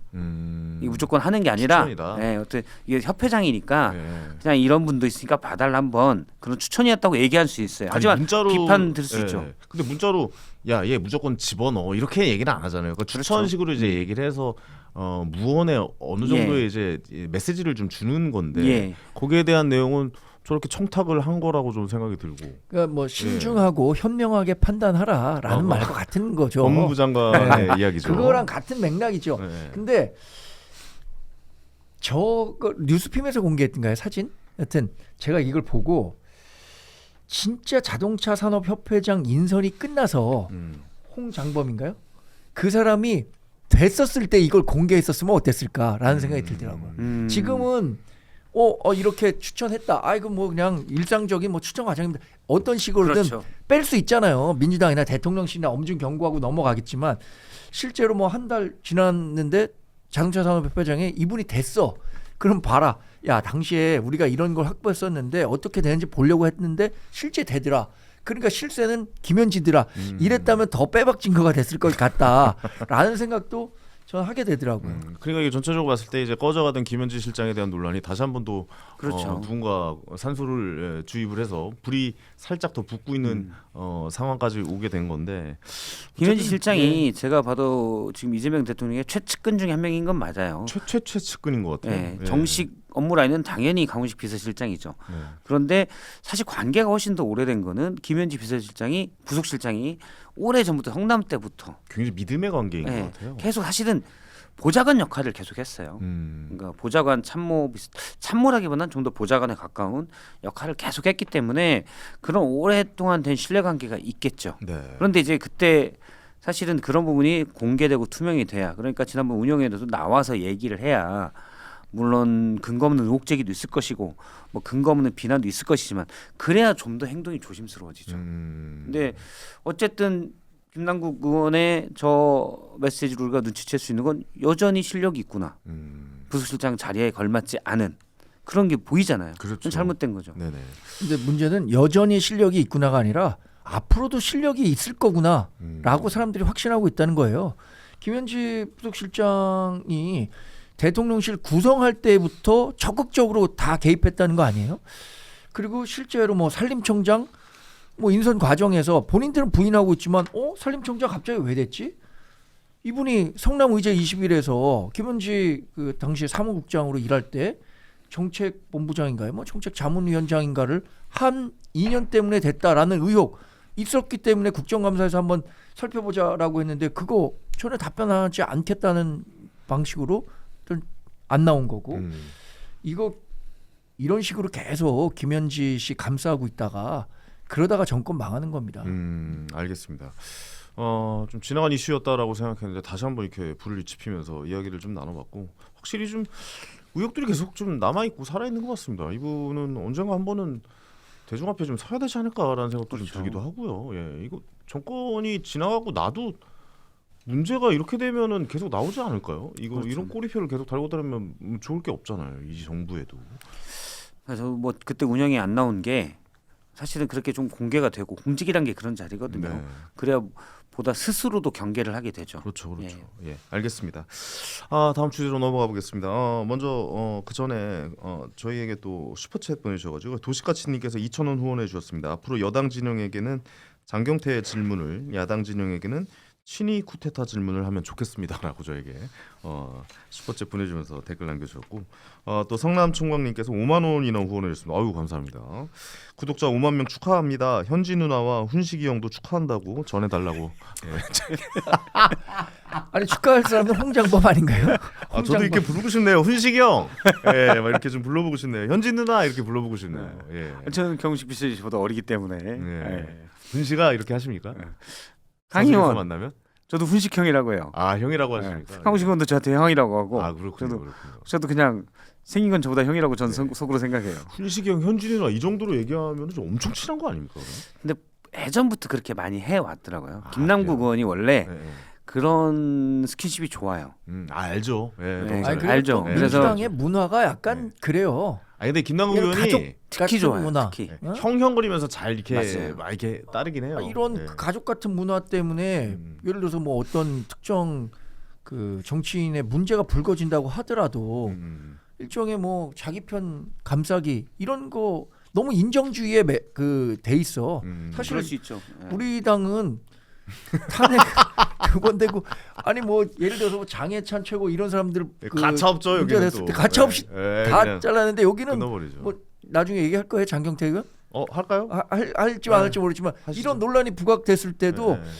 침묵하고 오히려 뒤에서는 야 장경태가 원래 그런 사람이 아니야. 뭐 그거 뭐 말도 안 되는 얘기 이런 식으로 다 감싸려고 하거든요. 진부는 좀 저런- 같이 가려는 게 있긴 해요. 사실 호칭에서 네. 어떤 그 관계가 드러나는 거거든요. 근데 지금 왜 윤이랑 같이 가려고 그래요? 거기는 그렇게. 아니 우리 저는 안 같이 아니, 가려고 물론 우리 했는데 정광재 대변인 빼고. 그 호칭에서 이런 게 드러난다고 생각해요. 호칭과 물리적 거리 이런 것들이 굉장히 영향을 많이 미쳐요. 의사 결정에 사실. 그럼요. 그렇죠. 네. 좀 어려운 얘기할 때 형 그러면은 네. 아씨 예 맞아. 저도 사석에서는 형이라고 하거든요. 그러니까. 그래요? 아 이게- 형님 이렇게 아. 하죠. 예. 이런 식의 문화가 지금 민주당에 팽배해 있다. 이걸 단적으로 또 보여주는 그 문자입니다. 근데 진짜 그런 문화가 있긴 해요. 약간 좀 국민의힘 쪽에서 누군가 문제 생기면 바로 그냥 꼬리 잘라버리지 그냥 딱 잘라버리고 좀 네. 민주당 쪽은 진보 쪽은 약간 좀 같이 가려고 하는 게 좀 있긴 그게 하더라고요. 물론 호칭 문화도 그런 게 좀 있을 수 있겠지만 네. 사실은 이제 조직 생활이 약간 달라요. 그러니까 음. 국민의힘은 전반적으로 그러니까 전반적인 거예요. 다 그렇다는 게 아니고 민주당도 마찬가지고 국민의힘은 대규모 조직 예를 들어 뭐 경찰청이나 검찰 또는 대기업 또는 큰 기관의 정부 부처의 뭐 장차관 큰 조직을 관리했던 분들이 많아요. 아. 그러다 보니까 되게 관료적인 문화가 좀 있습니다. 그러면 의원과 보좌관의 관계도 사실 그런 게 좀 더 많아요. 어떻게 보면 갑질도 그래서 부작용 더 있고 네. 약간 딱딱한 관계가 많습니다. 근데 민주당은 전반적으로 이게 본인의 경력들이 소규모 조직이 많습니다. 시민단체도 있었고 뭐 어떤 모임들 이런 거 하다가 그런 분들이 많아요. 그러네요. 네. 그러면 훨씬 더 우리가 이제 큰 대기업하고 벤처기업 생각하면 돼요. 약간은 보다 좀 끈끈한 게 맞습니다. 문화가. 그래서 의원과 보좌관의 관계도 물론 이거 제가 말한 건 전반적인 거예요. 안 그런 쪽도 많이 있지만 조금 더 끈끈하고 문화가 있군요. 예. 네. 너 의원? 나 보좌관. 우리 똑같은 뭐 월급 받는 사람인데 뭐 이런 문화도 사실 약간 있어요. 물론 우리가 안 그런 의원 경우도 케이스도 봤지만 전반적으로는 그런 것들이 약간 있더라고요. 알겠습니다. 과연 이 주제는 어떻게 나올지도 좀 궁금한데 장경태 의원 성추행 논란 좀 이야기를 마지막으로 좀 잠깐 해볼까 합니다. 뭐 분명히 문제가 있죠. 지금 많은 분들이 문제를 지적하고 있고 장경태 의원은 본인 승소를 확신한다고 하고 또 뭐 기자회견도 하고 동석자 SNS에 장경태 의원의 신체 접촉을 만류한 정황이 또 담겨 있다는 보도가 나오고 있고 정황상으로 봤을 때는 야 이렇게까지 뭐 무고죄로 상대를 신고하고 이래도 되는 것인가? 뭐 피해자를 특정하고 이런 거에 대한 이야기가 나오고 있는데 두 분은 어떻게 생각하시는지 좀 궁금하네요. 저는 장경태 의원이 갈수록 그 나쁜 선택을 하고 있는 것 같아요. 네. 이 부분과 관련해서 이런 불미스러움이 있었다는 데 대해서 반성하고 사과한다. 이렇게 하면서 뭐 좀 자중하는 모습들을 보였으면은 글쎄 이런 문제가 더 이 정도까지 확산되지 않았을 것 같다는 생각도 드는데 이게 지금 본인은 무고라고 얘기를 하고 있는 거잖아요. 근데 이 성범죄 관련해서는요. 모르겠어요. 법원에서 인정하는 것 중에 두 가지를 크게 본다는 거예요. 이 사람이 그 해당인에 대해서 무고를 할 동기가 있느냐. 그러니까 아무 상관없는 사람한테 저 사람 지나가는 사람이 내 뭐 허벅지 만졌어요. 이렇게 얘기하느냐. 얘기할 필요가 있느냐. 두 번째는 진술이 일관되느냐.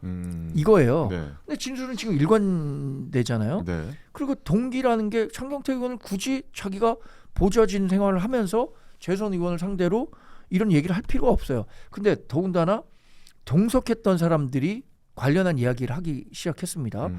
내가 그래서 그거 왜 그러냐 이런 얘기를 했었다고 하고 영상과 음성 뭐 보면 음성에서는 아니 거기에 왜 이런 그 음성이 나오잖아요. 네.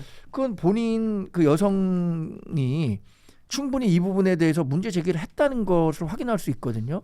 근데 이 문제에 대해서 이거를 이슈를 정치적인 그 논쟁거리로 바꿔갖고 내 지지자들은 내 편이다. 이런 식으로 돌파하려고 하는 것 같은데 이거 그렇게 뜻대로 안 될 겁니다. 이게 민주당식 어쩌면 대응 방법이라고도 할 수 있겠는데 본인들 뜻대로 가지 않을 것 같아요. 그러니까 이 문제를 좀 이야기하고 싶어요. 그러니까 민주당이 아까 문화를 이야기했던 것 중에 하나가 같이 이렇게 뭔가 옹호를 하려고 하고 예전에는 뭐 박원순 뭐 입에 올리기가 좀 그렇지만 좀 안타까운 일도 좀 있었고 하지만 그때 나왔던 얘기는 피해 호소인 뭐 이런 이야기가 나오면서 같은 당에 있었던 분들 특히 여성 의원이 또 그런 얘기를 했잖아요. 엄청난 비난을 받았단 말이죠. 지금도 사실 이런 내용에 대해서 동조하고 뭐 좋아요를 누른다든가 뭐 이런 의견에서 뭐 끝까지 봐야 된다라든가 이런 자세를 취하고 뭐 그것도 맞는 말이긴 하죠. 하지만 좀 뭐 보기가 좀 거북해요, 사실은. 그렇죠. 예. 이런 일이 벌어졌을 때 물론 이런 일이 첫째 벌어지면 안 되죠. 정답이 있습니다. 대응 방법에. 무리를 빚은데 사과드립니다라고 하면 돼요. 맞아요. 사과부터 하는 게 네. 먼저죠. 근데 사과 예. 이제 장경태 의원은 본인은 아니다라고 주장하고 있잖아요. 네. 그러면 아니 사실관계를 본인이 현재 인정할 수 없다는 입장이니까 네. 그러면 일단 일단 논란이 됐잖아요. 여기에 대해서 사과를 먼저 하는 겁니다. 그렇죠. 일단 그려놓고 사실관계는 저도 주장할 얘기 그거 뭐 큰 목소리 안 해도 부연으로 다뤄놓으면 돼요. 네. 사실관계는 제가 나중에 법정에서 밝히든지 이렇게 하도록 하겠습니다. 네. 일단 무리를 이게 가장 좋은 리스크 대처 방안입니다. 맞습니다. 예. 무리를 빚은 데에 대해서 사과하고 뒤로 빠져야 돼요. 음. 그리고 사실관계를 다퉈야 돼. 그게 본인한테도 유리하고 그리고 피해자한테도 피해자도 저 얘기가 자꾸 논란이 되고 커져서 누군지 예를 들어서 뭐 특정되거나 지목되고 이거는 개인으로서 그 2차 가해로 비춰질 수도 있잖아요. 그럼요. 그럼 그거는 따로 조용히 법정에서 다투면 돼요. 예. 그게 양측에 좋은 일입니다. 그런데 이런 프레임에 안 걸리려고 예를 들어서 내가 이제 그렇게 된 무리를 빚은 데 사과한다고 하면은 아무래도 너 했군, 네 성추행했군이라는 프레임이 생길 수 있죠. 그거 안 걸리려고 자꾸 이제 무고로 한다, 강력 대응하는데 저건 적절한 방법이 아니에요. 오히려 커지기만 하고 그리고 일부 사실관계 드러나는 건 동석자가 봤다고 목격한 내용은 진술이 당시 뭐 나오겠죠. 일부 신체에 대해서 접촉이 있었다. 네. 이 일부 전촉이 뭐 실수나 이런 거라기보다는 피해자가 싫어하는데도 불구하고 이런 뉘앙스로 읽힐 수 있는 부분들이 있어요. 근데 여기에서 이런 부분을 저렇게 하는 건 잘못됐고 민주당도 일단 무리를 빚은 데 대해서 사과한다. 한 발 물러나야 돼요. 그러고 나서 조용히 사실관계를 밝히면 됩니다. 조사를 하고. 그렇습니다. 무리를 일으켜서 죄송합니다. 그리고 조사에 성실히 임하겠습니다. 그렇습니다. 그 두 마디면 끝나는 얘기를 갖다가 갑자기 뭐 데이트 폭력 얘기가 나오잖아요. 그 데이트 폭력 그 지금 그 주가 아니잖아요. 주가 그 아니죠. 내용이. 데이트 폭력이 있으면 데이트 폭력이나 따로 그건 조사를 따로 하고. 받으면 되지. 그럼요. 그렇잖아요. 근데 네. 뭐 이거는 성 뭐 이런 추행의 범죄가 아니라 데이트 폭력에 관한 범죄다. 뭐 이런 얘기가 나오니까 뭐 저렇게까지 얘기를 해 보는 사람 입장에서 좀 그렇죠. 이런 의견들이 나오는 거죠. 그러니까 사실. 좋으신 말씀이에요. 네. 그럼 그래서 이 얘기를 하니까 사람들이 하는 말이 그거 아닙니까? 아니 그럼 데이트 폭력이 있는 현장에서는 그렇게 성추행해도 되는 거야? 이렇게 되는 거잖아요. 야 진짜 그러니까 그렇게 해석도 가능하네요. 완전히 다른 문제거든요. 별개로. 맞네요. 아니 데이트 폭력이 있는 현장에서 성추행해도 되는 거냐 이거죠. 그치, 이건 명백한 저는 근데 잘못이에요. 이게 일종의 민주당이 여러 의혹이 제기됐었을 때 그 행동하는 공식이라는 게 있어요. 첫 번째 그 부인해요. 아니다. 그 다음에 반박하죠. 상대방이 거짓말하고 있다. 그 다음에 또 증거가 나타나면 나 모르는 일이다. 란 다음에 마지막으로 선택하는 게 뭐냐면 세력 싸움입니다. 야 저쪽 상대 진영에서 뭔가 문제가 있는 건데 그래서 지금 뭐 상대방 지적한 게 뭡니까? 동대문 구청에서 일하는 국민의힘 지방자치단체장의 비서진이다. 이런 얘기를 하고 있잖아요. 그러니까 그 얘기를 하자마자 개딸들이 와서 하는 얘기가 뭡니까? 이거 내란의 가시 같은 내란 종식 외치는 그 장경태 의원을 함정에 빠뜨리기 위한 조작이다. 이런 식으로 또 막 붙는단 말이에요. 그 처음 나온 얘기가 그거예요. 그래요. 그 내란 세력에게 눈에 가시 같은 장경태 의원을 공경에 빠뜨리기 위한 정치적 공작이다. 이런 식으로 공격을 한단 말이에요. 그러니까 이런 태도를 민주당이 보이는데 어떻게 이렇게 있을 수 있겠습니까? 그 부분은 이제 민주당 지지층 일부가 하는 거고 민주당에서 공식 반응은 윤리감찰단 조사 지켜보겠다. 이게 이제 합니다. 공식적인 근데 이제 입장은 아직 안 나왔나요? 민주당 입장은? 그냥 윤리감찰단에서 그 조사 결과를 지켜보겠다. 이거. 네. 결과에 따라서 이야기하겠다. 그렇죠. 네, 그래서 근데 이제 일부 여성 시민단체에서도 이제 비판을 했잖아요. 그리고 예를 들어 장경태 의원이 지금 약간 2차 가해성으로 보일 수도 있는 대응을 하는 것. 이 부분에서는 저는 민주당에서도 적절하게 입장을 낼 필요가 있다고 봅니다. 민주당에 계신 여성 의원들은 이 논란에 대해서는 입을 다 닫고 있는 겁니까? 어떻게 된 겁니까? 현재로서는 뭐 뚜렷이 목소리를 낸 분은 없는 것 같아요. 제가 이제 그거 다 확인을 못했어요. 네네.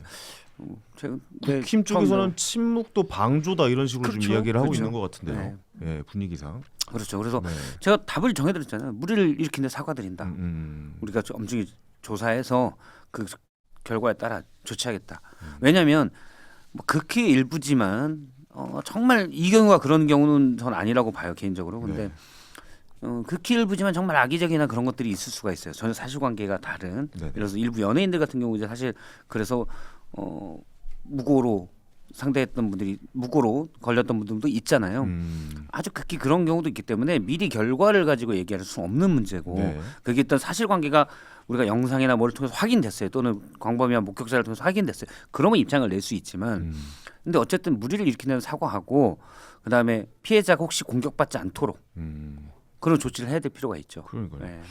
좀 너무 좀 조용한 거 아닌가라는 생각도 들기도 하고 좀 정확한 좀 뭐 예. 무죄 추정위원 측이 우리 당에만 해당되는 건 아니잖아요. 예, 무죄 추정의 원칙 하려면 뭐 다 같이 무죄 추정의 원칙 해야죠. 니네 당에만 우리 당에만 무죄 추정의 원칙 할 거야라고 하는 거는 좀 맞지 않는 거. 지금 장경태 의원이 근데 민주당의 서울시당 위원장을 맡고 있어요. 네. 서울시당 위원장이 뭐 하는 자리냐면 서울시 서울시 예. 전체 이제 내년 지방선거 6개월 앞으로 다가왔는데 네.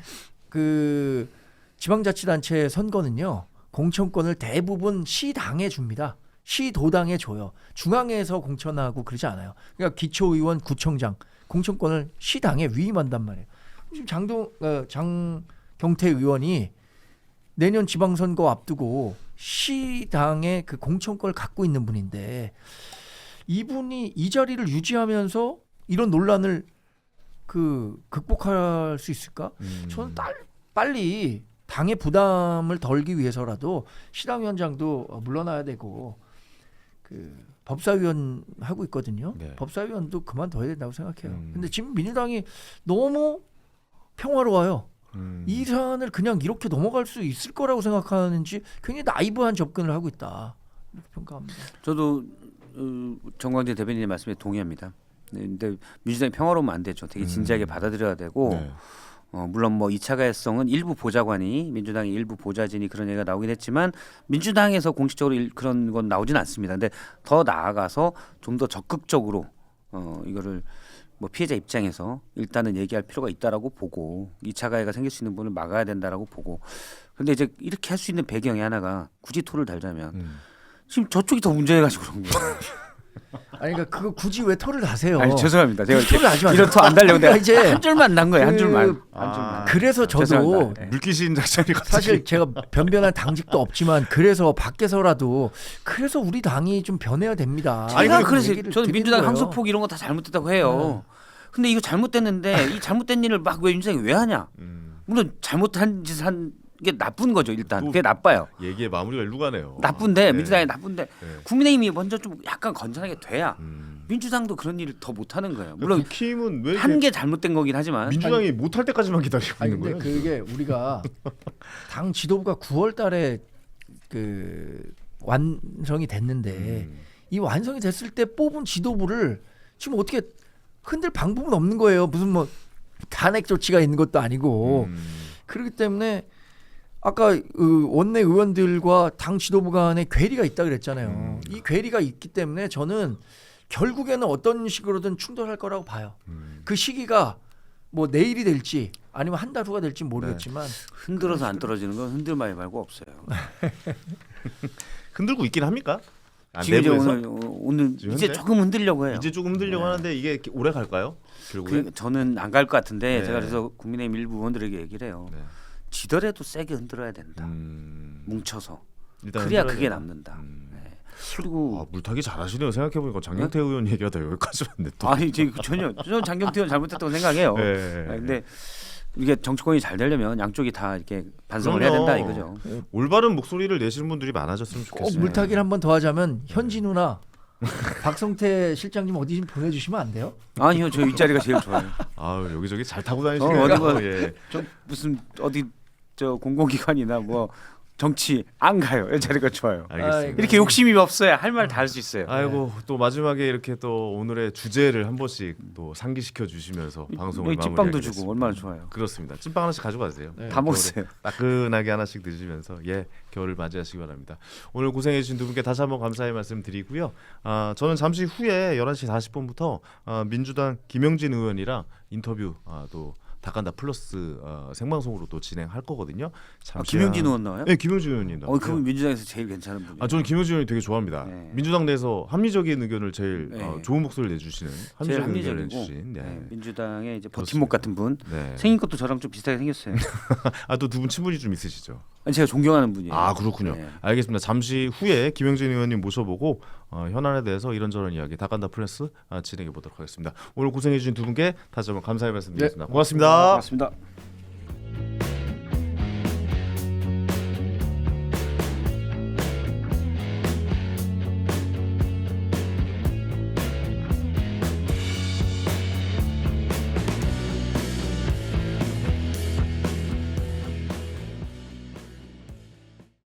네, 황현입니다. 반갑습니다. 여의도 너머 TV 다간다 플러스 고수분들 모셔보고 한국 정치판을 정밀해부하는 시간이죠. 오늘은 제가 개인적으로 팬입니다. 네, 김영진 민주당 의원님 모셔보고 이야기 나눠보도록 하겠습니다. 어서 오십시오. 네, 반갑습니다. 반갑습니다. 아유, 영광입니다. 제가 영광이죠. 예. 황현 선생님과 이렇게 이런 자리에서 만나게 돼서 네. 너무 좋습니다. 좋게 말씀해서 고맙습니다. 감사합니다. 예, 제가 그 김영진 의원님 하시는 말씀 참 방송도 잘 보고 있고 멘트 코멘트 하시는 것도 이제 정치에 대한 이야기 해주시는 것도 잘 듣고 있는데 민주당 내에서 굉장히 좀 합리적이고 제가 생각할 땐 그렇습니다. 좀 상식적인 선에서 이야기를 해주시는 것 같아서 저는 항상 잘 듣고 있는데 당내에서는 좀 반발이 좀 있을 수도 있겠다라는 생각도 좀 들기도 해요. 어떻습니까, 실제로? 뭐 반발이 있기도 하죠. 하는데 네. 사실 정치는 자기 생각과 그 의지를 표현하는 일이니까 네. 또 그렇게 솔직하게 또 얘기하는 것도 필요하고 네. 또 나름대로 또 그 당과 국회에 그 일면에서는 또 좋은 역할도 될 수 있다 이렇게 생각을 해서 네네네. 할 얘기 있을 때는 하고 그럽니다. 네. 그거 못하면 그만해야죠. 저희 생각과 거의 일치하시네요. 할 말하면서 해야 된다라는 말씀을 해주셨는데 어떻습니까? 실제로 본인의 의견을 잘 이야기를 못 하시는 의원분들도 많이 계십니까? 그러니까 생각은 다른데 당에서 이렇게 하자고 하니까 다른 의견을 내시는 분들도 계시곤 합니까? 그렇죠. 근데 그거는 뭐 자연스러운 그 상황이라서 그런 의원님들도 본인의 그 생각과 여러 가지 상황들에 대한 정치적인 견해와 판단하는 거라 또한 그런 상황과 그 상태도 저는 그 존중하고 하는 게 맞다라고 봅니다. 서로 의견을 존중하면서 서로 존중해 주는 거죠. 서로 의견을 이야기하는 게 바람직한 정치 방향이다. 그렇죠. 말을 하거나 말을 하지 않거나 했다고 해서 그것이 가치 판단의 기준은 아니다. 그렇게 보고 있습니다. 알겠습니다. 자, 이제 정치 현안에서 좀 이야기 나눠보도록 하겠습니다. 오늘이 딱 계엄 1년입니다. 네, 김영진 의원 계엄 발표 순간 어떠셨고 또 어디에 계셨는지 좀 궁금하기도 합니다. 그래요. 저도 오늘 여의도 너머 나오면서 네. 꽤 오래전에 이 프로그램에 서로 예약을 했는데 저도 깜빡했어요. 그날인 거를. 오늘이 12월 3일 그날인 걸 깜빡했어. 그래가지고 그러니까요. 아침부터 여러 가지 바쁜 일이 있었는데 그날도 12월 3일 날 저녁을 식사를 하고 회의를 끝나고 네. 식사를 하고 집에 갔어요. 집에 가서 저희가 집이 수원이니까 네. 항상 국회 여의도에서 수원까지 출퇴근을 하니까 가서 그 뉴스를 보고 있었는데 갑자기 무슨 대통령 기자회견 한다고 하더니 윤석열 대통령이 나와서 기자회견을 하는 거예요. 네. 그래서 이게 무슨 일인가 했더니 쭉 들어보니까 마지막에 계엄을 선포합니다. 그러면서 반국가 세력을 척결하고 어쩌고저쩌고 하면서 하는 거 깜짝 놀랐죠. 세상에 이런 일이 있을까? 가짜 뉴스인 줄 알았어요, 저는. 저는 깜짝 놀랐어요. 지금. 네. 대한민국이 이런 일이 과연 발생할 수 있는 나라인가에 대한 그런 엄청난 충격과 공포 이런 게 좀 있었어요. 걱정을 하셨으면 아니까 계엄을 발표를 했지만 그래도 대한민국 국민의 의식 수준이 이 정도 계엄은 좀 돌파해 나갈 거다 막 이렇게 좀 생각을 하셨습니다. 그렇죠. 저는 그러니까 그래도 네. 그런 상황에서 이게 이렇게 되면 대한민국이 지금도 경제가 어렵고 이런 상황인데 이게 이러면은 경제도 정말 무너지고 민생도 망하는 거 아닌가 이런 우려도 많았고 네. 우리가 민주주의를 위해서 80년대부터 한 40년 동안 잘 갖고 왔는데 이거 망가지면 어떡하냐 이런 생각이 들었고요. 그래서 이거는 계엄을 반드시 해제를 해야 된다 이런 생각이 되게 많이 들었어요. 그리고 제가 그 국회에 있었을 때 박근혜 정부 때 전 기무사령관이었던 조현천 기무사령관이 네. 박근혜 정부 말기에 계엄 문건을 작성을 했었어요. 근데 그게 이제 발각에 대해서 국회에서 조사하는 시기에 미국으로 도망갔죠. 그래서 저희들이 이제 국회 정보위원회 간사였고 국방위원회였던 김민기 의원하고 조현천 문건을 여러 번 자주 봤어요. 이런 일이 있었구나 해서 그리고 이렇게 계엄이 선포되고 절차가 이렇게 되는구나. 그런 다음에 해제를 막기 위해서 국회의원도 잡아가고 이렇게 할 수 있구나. 네. 이런 걸 봤던 거죠. 그걸 처음 느끼셨던 거군요. 그렇죠. 2016년 이후 그러니까 17년 18년 때였죠. 네. 초선 때. 네. 그리고 또 김민기 국회의원이 사무총장이 됐잖아요. 사무총장이 돼서도 그 국회 사무총장실에서도 그 조현천 문건을 여러 차례 보면서 서로 얘기를 많이 했었어요. 그게 제가 계엄 해제를 위해서 반드시 국회에 가야 된다라고 하는 사전 자기 학습이 됐다 이런 생각이 들더라고요. 아, 그럼 먼저 그런 문건을 이전에 한번 경험을 봤죠. 해보셨기 때문에 여러 차례. 야, 이렇게 진행이 되는 거구나. 예, 예. 이렇게 가겠구나라고 해서 당일날 발표가 났을 때는 이게 진짜 현실로 이루어졌구나. 깜짝 놀랐죠. 예. 그래서 국회에 가서 해제밖에 답이 없다. 평화적으로는 국회로 가야겠다 이거는 바로. 바로 가서 해제해야 된다. 예. 그렇지 않으면 유혈 사태죠. 그렇죠. 예. 국회로 가셨습니까? 그래서 바로 갔죠. 어떻게 담 넘어가셨어요? 아니 그러니까 집에서 출발해서 한 네. 한 5분 정도 걸려서 수원에서 오면 그 서부 간선도를 타고 여의도로 가는데 파천교를 넘어서 바로 국회 경비대 앞 건물이에요. 네. 그럼 그냥 그 바로 국회 도착해서 바로 국회 담을 넘었죠. 아, 담을 넘으셨군요. 담을 넘었죠. 오. 넘었는데 네. 국회 안에 경찰이 있는 거예요. 잡아간다고. 네. 깜짝 놀랐어요. 그래서 아니 바깥에서 막는 건데 이해를 하겠는데 국회 안에서. 국회 안까지 와가지고 잡아가는 거예요. 그 도망가셨어요? 어떻게 하셨어요? 아니 그 도망가다가 또 잡혀서 아니 왜 잡냐고. 아, 잡았어요? 그 경찰이 그래서 나 국회의원이라고. 아, 그래요? 어. 오. 그래 나 국회의원인데. 아, 국회의원인지 몰라보던가요? 그렇죠 몰라봤죠. 제가 아, 그렇게 그냥 유명하진 않아요. 그 동네 아저씨가 담 넘어왔구나. 이렇게. 그래서 나 국회의원이라고 예. 해제를 나 국회로 왔고 이거는 그 여러분들이 잡으면 안 된다고 그래서 내가 그 경찰한테 당신 누구냐고 관등성명부터 먼저 대라고. 네네네. 사람을 불신검문하고 잡으려면 먼저 나는 경찰 누구다라는 걸 발표해야 되잖아. 얘기를 그렇죠, 해야 되잖아요. 얘기해야죠. 예. 그 얘기를 했죠. 그래서 얘 이름까지 봤어요. 네. 그래서 나는 국회의원이다. 그러니까 더 이상 하지 말라 하고서 뿌리치고 그 사람 더 이상 잡을 명분이 없으니까 네네네. 뿌리치고 그냥 국회 본청으로 들어갔죠. 근데 그때 당시에는 국회의원 잡아들여라는 명령은 있지는 않았나 봐요. 막았죠. 경찰한테. 막았고 예. 그 시기가 경찰한테 국회의원을 잡아서 끌어내라까지는 안 왔어요. 아, 그러네. 막아라까지만 왔었죠. 아, 막아라. 막았는데 우리는 안에 들어왔었고 국회의원인 경우 허용해 줘라라는 것까지는 서로 이제 그 경찰 지휘부에서 네. 그 오락가락 했던 거죠. 그런 다음에 11시 40분 이후에는 다 막았어요. 못 들어가게. 그러니까 담을 넘어서 들어가려고 하는 것도 막았고요. 그렇죠. 어. 그래서 늦게 온 사람들은 그 이후에 늦게 온 사람들은 못 들어온 경우가 있었고 그래서 일단 그런 상황이었죠. 이렇게 얘기해도 좀 그렇지만 진짜 허술했네요. 뭔가 내려오는 뭐 그러니까 지도 편달 내용도 없었고. 제가 보기에는 네. 지시가 왔다 갔다 했어요. 아, 경찰이. 경찰 그러니까 뭐냐면 쪽에서. 조지호 경찰청장, 김봉식 서울청장이 경찰청장이 국회를 막으라고 했는데 그 국회 경비대장 이런 사람들은 또 김민기 사무총장이 열어라 뭐 하니까 또 열을 때도 있는 거죠. 그 시기에 우리가 들어온 겁니다. 아, 그렇군요. 그래서 이제 국회로 진입하고 나셔서 이제 표결을 시작했을 거잖아요. 네네네. 그 안에 분위기는 어땠습니까? 다들 좀 많이 국회의원분들도 당황하셨을 것 같은데. 상당히 당황했고 네. 혼란스러웠어요. 그리고 제가 11시 한 20분 정도에 갔으니까 국회의원들이 많이 안 왔었어요. 네네네. 한마디로 과반 제적 과반 150명이 넘어야 되는데 제가 갔을 때는 한 7, 80명도 안 됐던 것 같아요. 초기에. 그러면서 야, 이제 그러면 되게 답답하셨겠네. 이거 어떻게 해야 돼, 이거. 그러니까 이제 과반 네, 넘을 때까지 계속 체크를 하는 거예요. 예, 예, 예. 그렇게 했고 저는 국회에 가서 제일 먼저 기업 해제를 위해서는 의장이 사회를 봐야 되잖아요. 그렇죠. 그래서 국회의장이 와야죠. 집에서 출발할 때 우원식 국회의장한테 전화를 드렸어요. 음. 의장님 어딥니까? 했더니 한남동 공관이라는 거예요. 네. 아직 출발 안 하셨더라고요. 네네. 빨리 출발하셔야 되고 잡히면 안 됩니다. 아, 경찰 의장이 잡히면 사회를 진행하기가 어려워요. 음. 그래서 절대 잡히지 말고 돌아오세요 했더니 일단 우원식 의장도 담을 잘 넘어서 월단파로 넘어왔죠. 그렇죠. 그 사진은 뭐 굉장히 유명하게 유명하게 나왔죠. 많이 이제 그런 상황입니다. 포털 메인에 실렸었던 네, 사진이었죠. 그렇습니다. 예. 막 국회의장이 없으면 뭐 국회 부의장 그러면 사회권을 이양해야 되는데 절차가 네. 복잡해요. 아, 그렇군요. 네, 아, 이건 저도 전혀 몰랐던 내용. 사실은 그래서 의장, 부의장 의장 우원식 의장과 부의장이 오는 거는 대단히 중요한 거예요. 그러네요. 의사 결정이. 네. 그럼 계엄하는 사람 입장에서 국회의장부터 잡았어야 되네요. 그러면 이제 어떻게 보면. 난리 난 거죠. 아, 그렇군요. 그래서 우리 전화를 드렸을 때 그때까지 밖에 계엄군이 그때는 없었대요. 네. 나중에 계엄군이 왔어요.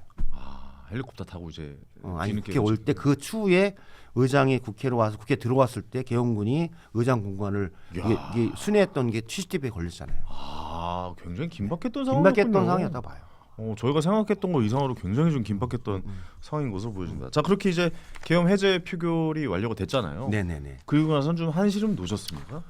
그리고 나서도 사실 1시에 계엄 해제를 했잖아요. 네네.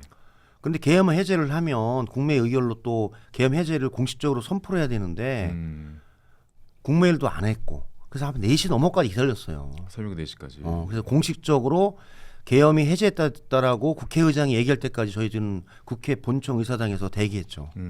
그리고 나서도 해제되고 나서도 이 사람들이 무슨 일을 할지 모르겠다. 윤석열 대통령이 네. 그래서 국회의원회관에 그로부터 계속 대기했습니다. 계엄이 또 선포되면 우리 가서 또 해제해야 한다.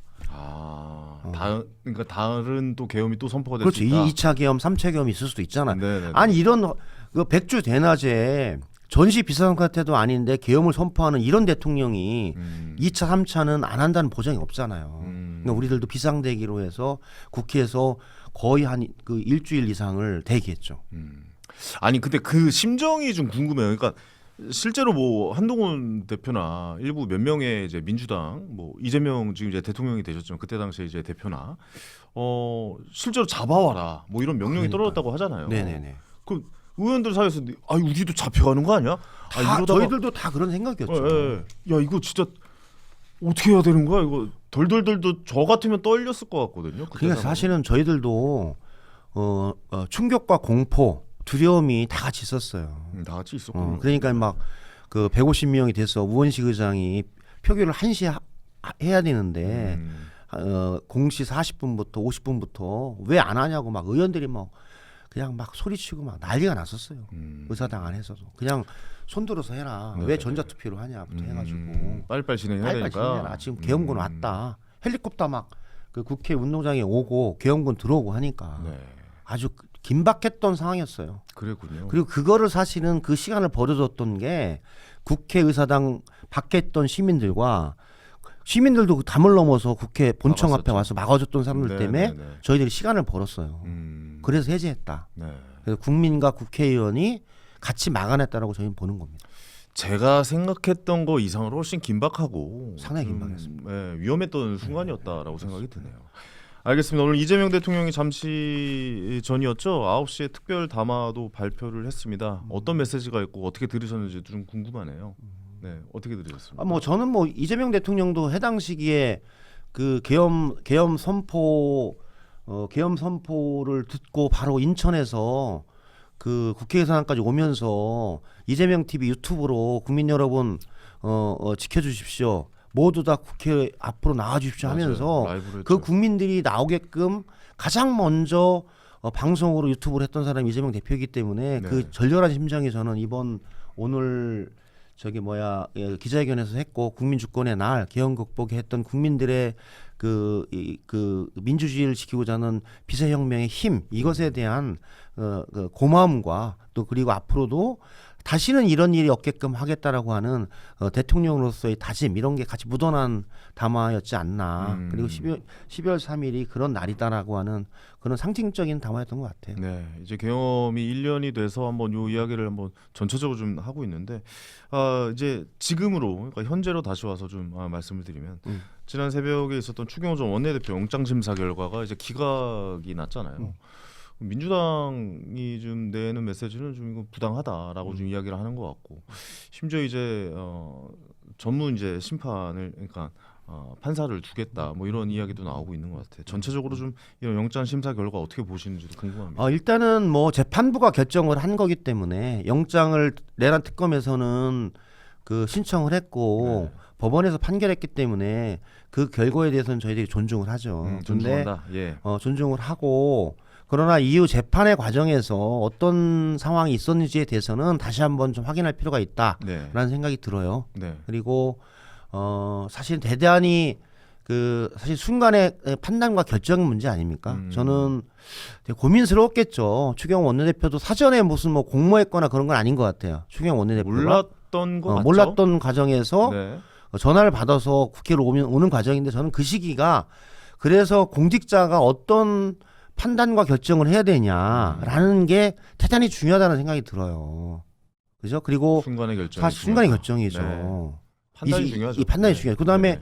계룡대에서 계엄버스를 탔던 군인들도 마찬가지였고, 그죠?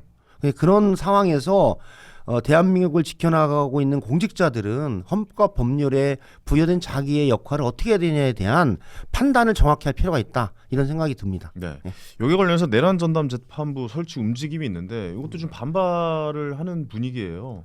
이게 전담으로 이렇게 내란에 대해서만 재판부를 따로 두는 게 맞느냐라는 게 이제 찬반 의견이 좀 뚜렷하게 지금 보이는데. 그렇죠. 내란 전담 재판부에 대한 의견들이 있는데 신중하게 논의하고 결정을 해야죠. 왜냐하면 지금 분위기는 우리나라가 어떻습니까? 지금 그렇죠. 민주당에서. 뭐 저도 그러니까 예. 내란 전담 재판부를 주장하시는 분들의 의견도 있는 거고 네. 그렇다고 바로 급하게 할 수 있는 것도 아니니까 저는 신중하게 판단을 해야 된다는 생각이에요. 네. 한마디로 우리나라는 12.12 군사 쿠데타, 전두환 노태우의 군사 쿠데타와 5.18 광주 학살에 대해서 전두환 노태우를 우리의 법에 의해서 처벌했던 기억과 경험이 있거든요. 그래서 저는 그것을 조의대 사법부가 좀 절차적으로 잘 진행을 하고 직위원 같은 판사가 아니라 좀 엄정하고 세밀하고 좀 구체적으로 재판을 진행했으면 저는 이런 상황은 안 왔다는 생각이 들어요. 그래서 조의대 사법부가 조금 더 판단하고 신속하게 결정하는 게 필요하지 않았나, 스스로 화를 자초하고 있지 않나라는 그 생각이 들어서 네. 대단히 우려스럽고 좀 안타까운 심정이에요. 그래서 그러면서 내란 전담 재판부를 만들어야 된다라고 하는 국민의 요구가 있으니 국민의 의사를 반영하는 국회에서는 논의할 수밖에 없는 거죠. 네. 그런 상황이라서 잘 논의해서 저는 삼권 분립에 기반하고 우리 헌법과 법률에 의해서 계엄도 해제했고 또 대통령도 탄핵했고 그다음에 새로운 대통령을 만든 이런 헌법과 법률의 상황 속에서 저는 내란에 대해서 심판하는 게 필요하다 이런 생각이에요. 김영진 의원의 개인적인 의견은 그 내란 전담 재판부를 두는 게 맞다라고 아니 보십니까? 저는 조금 더 논의를 해서 좀 더 신중하게 논의를 해야 결정을 된다? 해야 된다. 아, 네. 역시 합리적인 의견을 내어주시는군요. 알겠습니다. 3대 특검 수사 기한이 이제 종료가 임박이 됐습니다. 뭐 최혜병 특검은 뭐 이미 종료가 됐고, 뭐 지난 정부 각종 게이트 수사 마무리해야 한다는 목소리가 또 민주당 중심으로 나오는데 국민의힘에서는 또 반발하고 있고요. 지방선거 악용하려는 또 아니냐 뭐 이런 의혹도 보는데 특검 연장을 해야 된다고 보십니까? 어떻습니까? 일단은 뭐 3대 특검 기한이 거의 이제 12월 중순이면 마감이 되잖아요. 네. 그러니까 한 6개월 정도 한 거죠. 네네. 그렇죠. 그리고 1차 3개월 연장을 했고 해서 대략적으로 3대 특검, 최혜병 특검, 김건희 특검, 내란 특검의 실체적 진실을 확인하고 그에 따라서 그 책임자들과 이런 부분들에 대해서 기소하고 재판이 진행되기 때문에 추가적인 특검이 필요할 것인가에 대해서도 저는 조금 더 다 논의해야 끝난 된다? 다음에 확인해보고 처리하는 게 필요하다 그런 생각입니다. 특검이 계속 이어간다면 국민의힘이랑 계속 싸우지 않을까요? 논란이 좀 알 것 같은데요. 특검 더 연장한다고 하면 이게 계속해서 이제 내년 지방선거 전까지 다툼이 있을 예정으로 보이는데요. 그런 상황이 있겠죠. 네. 그래서 저는 그래서 3대 특검 기소되고 이런 부분에 관해서 재판이 진행이 되니까 그런 좀 상황들을 보면서 필요성의 여부에 대해서도 그 판단할 필요가 있다 그런 생각입니다. 특검에 대해서 어떻게 보세요? 이번에 추경호 원내대표도 전 원내대표도 기각되고 그랬는데 잘하고 있다고 보십니까? 사실은 쉽지 않은 부분이었는데 네. 그 특검에서 그래도 나름대로 노력을 했다 그렇게 보고 노력을 했다. 있어요. 그리고 재판의 과정 속에서 또 많은 사실과 또 증언자들이 좀 나와서 좀 밝히는 게 필요하지 않은가 그런 네네. 생각이 들어요. 왜냐하면 특히 내란 그러니까 비상 불법 위헌 위법한 비상계엄 불법 쿠데타에 대해서는 저는 단호하게 심판할 필요가 있다. 다시는 이런 일이 있으면 안 되죠. 사실은 당연하죠. 해제가 돼서 다행이지 만약에 해제가 안 됐으면 아이고 생각도 하고 본청 앞에 있는 국민들이나 그다음에 국회 밖에 있는 국민이나 유혈 사태가 날 수밖에 없겠죠. 이해할 수 없는 거 아니에요? 도대체 이 나라에서 이런 일이 벌어지는가에 대한 이 공분을 어떻게 저희들이 막을 수 있겠어요. 그래서 저는 절대 일어나면 안 될 것 같아요. 맞습니다. 역시 김현중 의원님이랑 이야기를 해보면 참 이렇게 말씀 하나하나에 좀 신경을 써주시고 좀 조심조심 해주신다는 게 느껴질 정도로 굉장히 좀 차분하게 그래서 별로 인기가 없어요. 아니요, 저는 그래서 김영진 의원이 되게 좋아요. 말씀이 이제 품격이 느껴진다라고나 할까요? 그렇지 저는 그렇지 개인적으로 않습니다. 그런 생각을 합니다. 예, 예, 뭐 다른 사람 다 안 그래도 저는 그렇게 좀 생각을 했으면 좋겠어요. 그래서 어떻게 보십니까? 지금 국민의힘 쪽에서 지금 뭐 오늘 장동혁 대표의 지금 메시지를 보면은 이게 뭐지? 아까 이런 생각도 들고 뭐 초재선 의원들은 뭐 거기에 대해 반대하는 사과해야 된다라는 의견도 나오고 있지만 아직까지도 완전히 선을 긋지는 못한 모습이거든요. 김영진 의원님 보실 때는 어떻습니까? 국민의힘이 좀 저는 모습이, 국민의힘이 최소한 한동훈 대표 정도의 그 입장과 방향이 필요하다. 그렇죠. 저는 그래서 예. 한동훈 대표가 비상계엄이 났을 때 국회로 와서 또 자기와 동의하는 뭐 한 20여 명의 사람들한테 연락을 하고 그 중에 18명인가 19명이 계엄 해제에 참석을 했잖아요. 네. 그러니까 전 대단히 잘했다고 생각을 해요. 한동훈 대표가 그 문제에 결단을 잘 관해서는 내렸죠. 네. 당이 틀리지만 국민의힘 당이지만 판단을 잘했다. 그리고 원칙을 잘 잡았다. 그러니까 저는 한동훈 대표가 73년생이잖아요. 그 민주화된 나라에서 사실은 교육을 받았고 그 속에서 검사가 돼서 했고 뭐 여러 가지 뭐 검사했던 일에 대해 제가 뭐 논할 건 아니에요. 네. 그건 뭐 여러 가지 뭐 뭐 공과가 있겠지만 계엄 관련해서 한동훈 대표는 해제를 위해서 국회로 왔고 계엄에 반대하고 자기는 계엄을 해제하겠다라고 입장을 냈고 그다음에 자기에게 동의하는 사람들에게 들어와서 해제해야 된다고 했건 잘했다고 생각을 해요. 그러니까 비상 계엄이 불법이라는 거 알았고 그런 다음에 해제를 해야 되고 그것을 했던 윤석열 대통령은 탄핵을 해야 된다라고 찬성을 했고 두 가지 너무 잘했다고 생각해요. 거기까지. 네네. 근데 그래서 지금의 저는 장동혁 대표는 지금 장동혁 대표는 그 문제에 관해서도 입장이 없잖아요. 그래서 저는 국민의힘과 장동혁 대표는 위헌 위법한 비상계엄에 대한 입장을 분명히 하고 잘못됐다고 얘기하고 윤석열 대통령에 대한 탄핵은 법률과 헌법에 의해서 정당하다고 생각하고 그런 다음에 나가는 게 맞다고 봐요. 아니, 근데, 지금 이 상황에서 예. 윤 대통령이 다시 복귀해야 되고 윤 어게인을 외치고 뭐 불법 선거 그 선거가 불법이었다고 주장하면 그걸 믿는 대한민국 국민이 얼마나 됩니까? 그렇죠. 근데 장동혁 대표의 입장이 저도 뭔지 모르겠는 게 장동혁 대표가 계엄 때는 또 계엄을 해지하라고 또 투표를 했었어요. 그때 당시에는 그러니까 저는 그게 잘 이해가 안 돼요. 방향성을 잘 모르겠다라는 거죠. 그렇죠. 그래서 네. 저는 국민의힘과 장동혁 대표가 상식적인 국민의 판단 정도 그다음에 보수 당을 지지하는 사람들도 이 계엄 반대해요. 사실 극단적인 사람을 제외하고. 그렇죠. 예. 그리고 일부에서는 또 이런 이야기가 나와요. 뭐 민주당의 입법 폭주 그리고 뭐 민주당의 이 탄핵 남발 뭐 이런 것도 계엄에 어느 정도 책임이 있는 것 아니냐라고 이야기가 나오는 부분도 있거든요. 그렇죠. 거기에 근데 대해서 저는 어떻게 생각하세요? 그게 뭐냐면 그거는 네. 민주당이 그런 것을 많이 했다라고 이제 비판을 하는데 그것도 헌법과 법률, 국회법에 부여된 권한에 의해서 진행을 했지 그것을 뛰어넘지는 않았거든요. 근데 상대방에서 계엄도 그 대통령의 권한 중에 하나다라고 이야기하는 그렇죠. 사람도 그러니까 있잖아요. 계엄의 조건이 비상계엄의 조건이 딱 계엄법과 헌법에 규정이 돼 있어요. 전시, 비상사태, 그에 준하는 위기 상황에서 군대와 경찰을 동원해서 치안을 유지할 수 없는 경우에 비상계엄을 선포한다. 네. 요 조건이 딱 돼 있는 거예요. 그렇죠. 그런 시기엔 계엄을 해도 정당한 거지. 그런 경우는 뭐냐면 6.25 전쟁 때 아니면은 뭐 1.2 북한군의 무장공비가 침투했을 때 잠수함이나 이런 게 들어와서 대한민국을 침투했을 때 이런 경우에는 비상계엄의 요건이 되지만 12월 3일은 국회도 열려 있었고 평화로운 시기에는 비상계엄의 요건이 안 되는 거예요. 그러니까 즉 민주당의 요건에 과하다라고 얘기하지만 그것도 헌법과 법률에 의해서 했었고 또 대통령의 거부권을 행사해서 다 부결시켰잖아요. 그렇죠. 그럼 그렇게 된 거죠.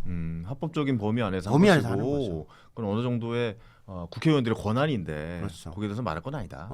대통령도 거부권을 행사했으니까. 네네네. 그 그렇죠. 법률이 선포되지 않았잖아요. 네. 거부권 역시도 대통령의 권한이고. 근데 거부권 행사하면 되죠. 저는 그것도 궁금한 게 지금 민주당에서 이제 국민의힘을 내란 정당 뭐 정당 해산 뭐 이런 이야기도 나오고 있잖아요. 김영진 의원님의 좀 의견도 궁금해요. 거기에 대해서 어떻게 보시는지. 그거는 사실 내란 정당의 요건은 대단히 엄격해요. 음. 한마디로 예전에 저는 그 통합진보당을 해산할 때 이석기 의원 관련한 사안으로 했는데 너무 세게 밀어붙였다는 생각도 들어요. 그것도 너무 세다고 좀 세다. 생각하셨던 그걸 거군요. 가지고 예. 정당 해산을 했다는 부분. 이번도 그래서 내란 정당 해산에 대한 부분들도 엄격하게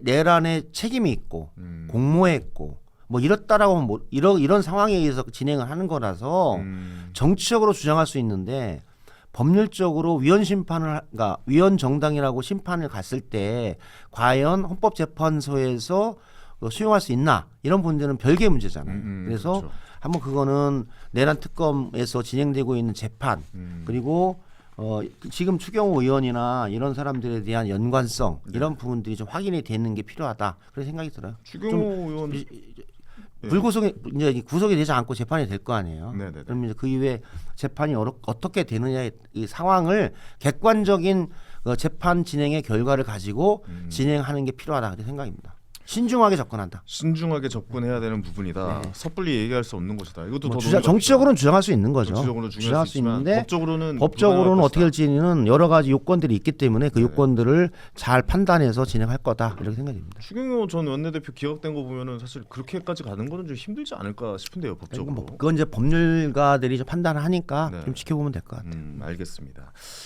초재선 의원들은 확실하게 좀 사과의 의미를 발표를 한 것 같아요. 여기에 대해서는 어떻게 보고 계십니까? 바람직한 방향이라고 보고 계십니까? 국민의힘 이제 초재선 의원들이 네. 저는 상식적인 판단했다고 봐요. 상식적인 판단이다. 네. 그리고 그렇게 하는 게 맞죠. 음. 그래야 정치가 복원이 되죠. 한번 지금은 비상계엄의 강을 국회가 넘질 못하고 있어요.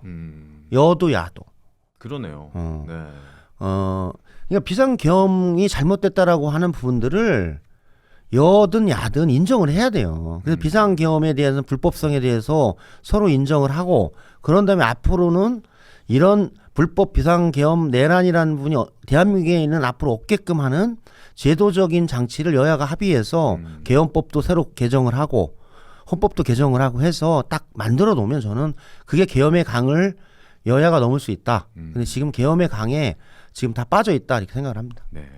너무 탄핵 남발하는 것도 좀 어떻게 보면 그거는 이제 그런 부분들도 그런 부분에 관해서도 네. 민주당도 저 고민할 필요는 있죠. 고민할 필요가 있다라고 생각하시는군요. 어떻습니까? 장동혁 대표가 이제 지금 같이 현재 자리를 유지하기는 이제는 쉽진 않아 보여요. 그러니까 내부에서 좀 약간 많이 흔들 것이라고 보는데 지금 자리를 유지할 거라고 보십니까? 어떻습니까? 현재 뭐 본인 스스로 사퇴하지는 않을 거 아니에요. 음. 단 한 번도 제가 보기에는 사퇴를 스스로 막 특별한 문제 없을 때 사퇴하는 경우를 여의도에서 본 적이 없어요.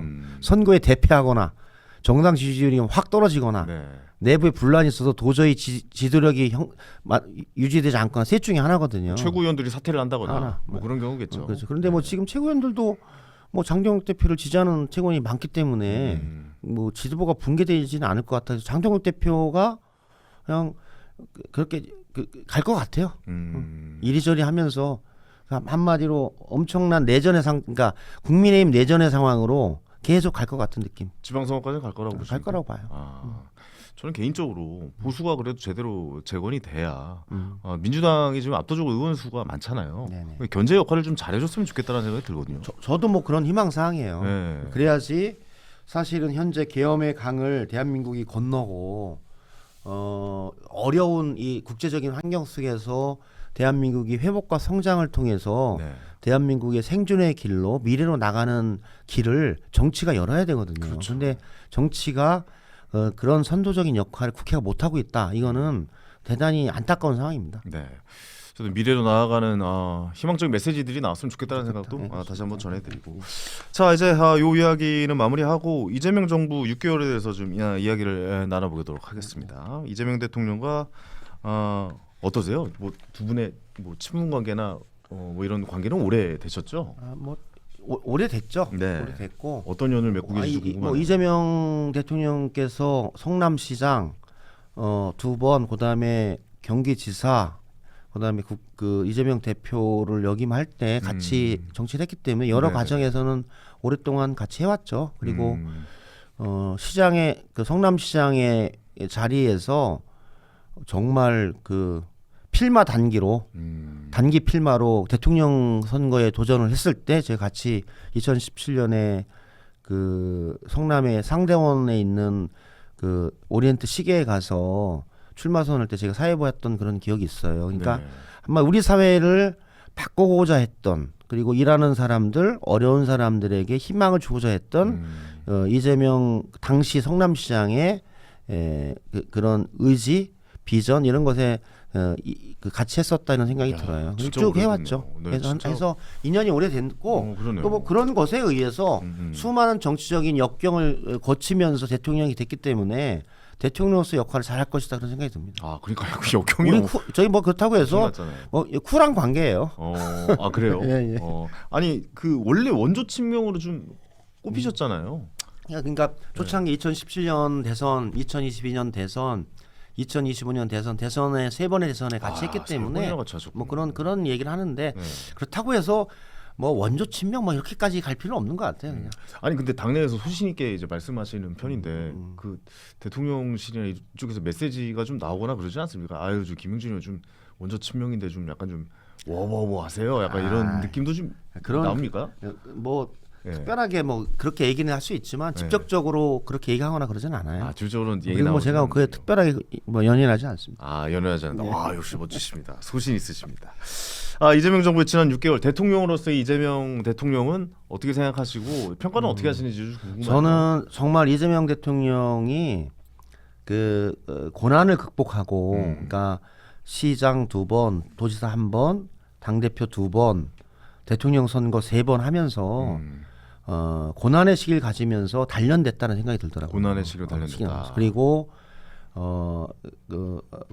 시장, 도지사, 국회의원, 당 대표 이렇게 하면서 수많은 우리 사회의 문제에 대한 대통령으로서의 이 판단과 이 할 수 있는 정말 뛰어난 능력을 가지고 있다 이런 생각이 많이 들었어요. 그래서 뭐 계엄 해제 시기에도 그랬고 대통령 시기에도 그랬고 대통령이 된 이후에도 대한민국의 무너졌던 위상을 다시 대한민국의 위상을 다시 세웠다는 생각이 들어요. 이번에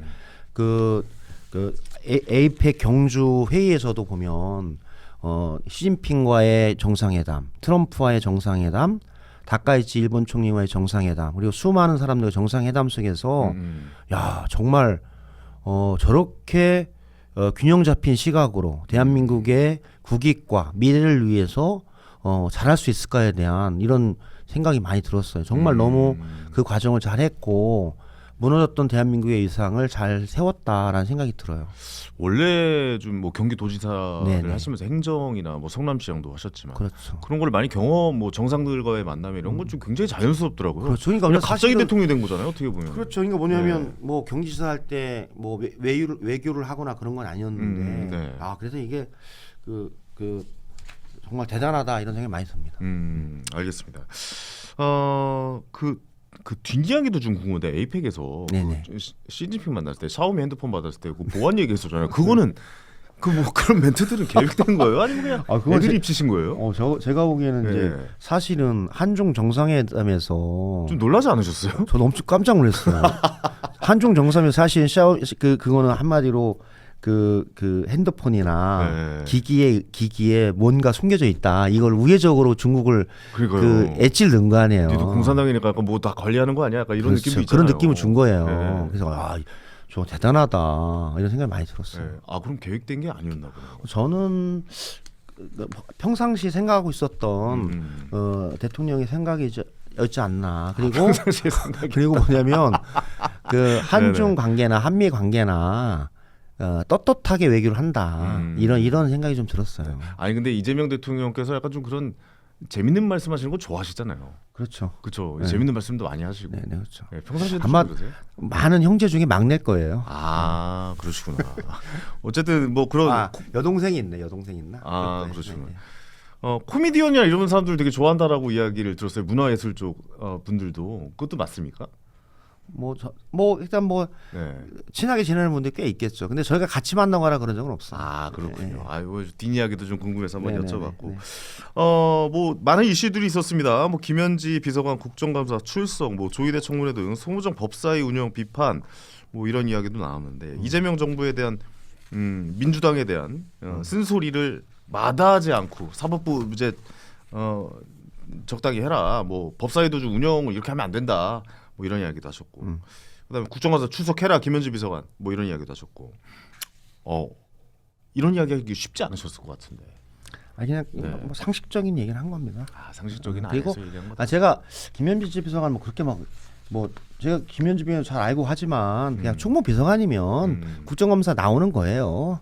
그게 뭐 김현지든 홍길동이든 김영진이든 그냥 나오는 거거든요. 나오면 되는 거죠. 그거 가지고 논란 않았으면 좋겠다. 이거 또 부속실장은 국정감사의 그 기관 증인이 아니기 때문에 또 안 나오고 그건 그냥 일반적인 상식을 얘기했던 거지 특별한 의미는 아니었어요. 그런 의미 아니었다. 그리고 뭐 저희 청문회 이런 것도 잘 원내와 당과 상의해서 진행하면 네. 충분히 가능한 일을 너무 그렇게 소란스럽게 하지 않았으면 좋겠다 그런 의미였죠. 네. 다른 건 아니었습니다. 다른 건 아니었다. 그리고 그거는 대단히 그 민주당과 여당으로서 전국을 잘 관리해가는 입장이었기 때문에 네.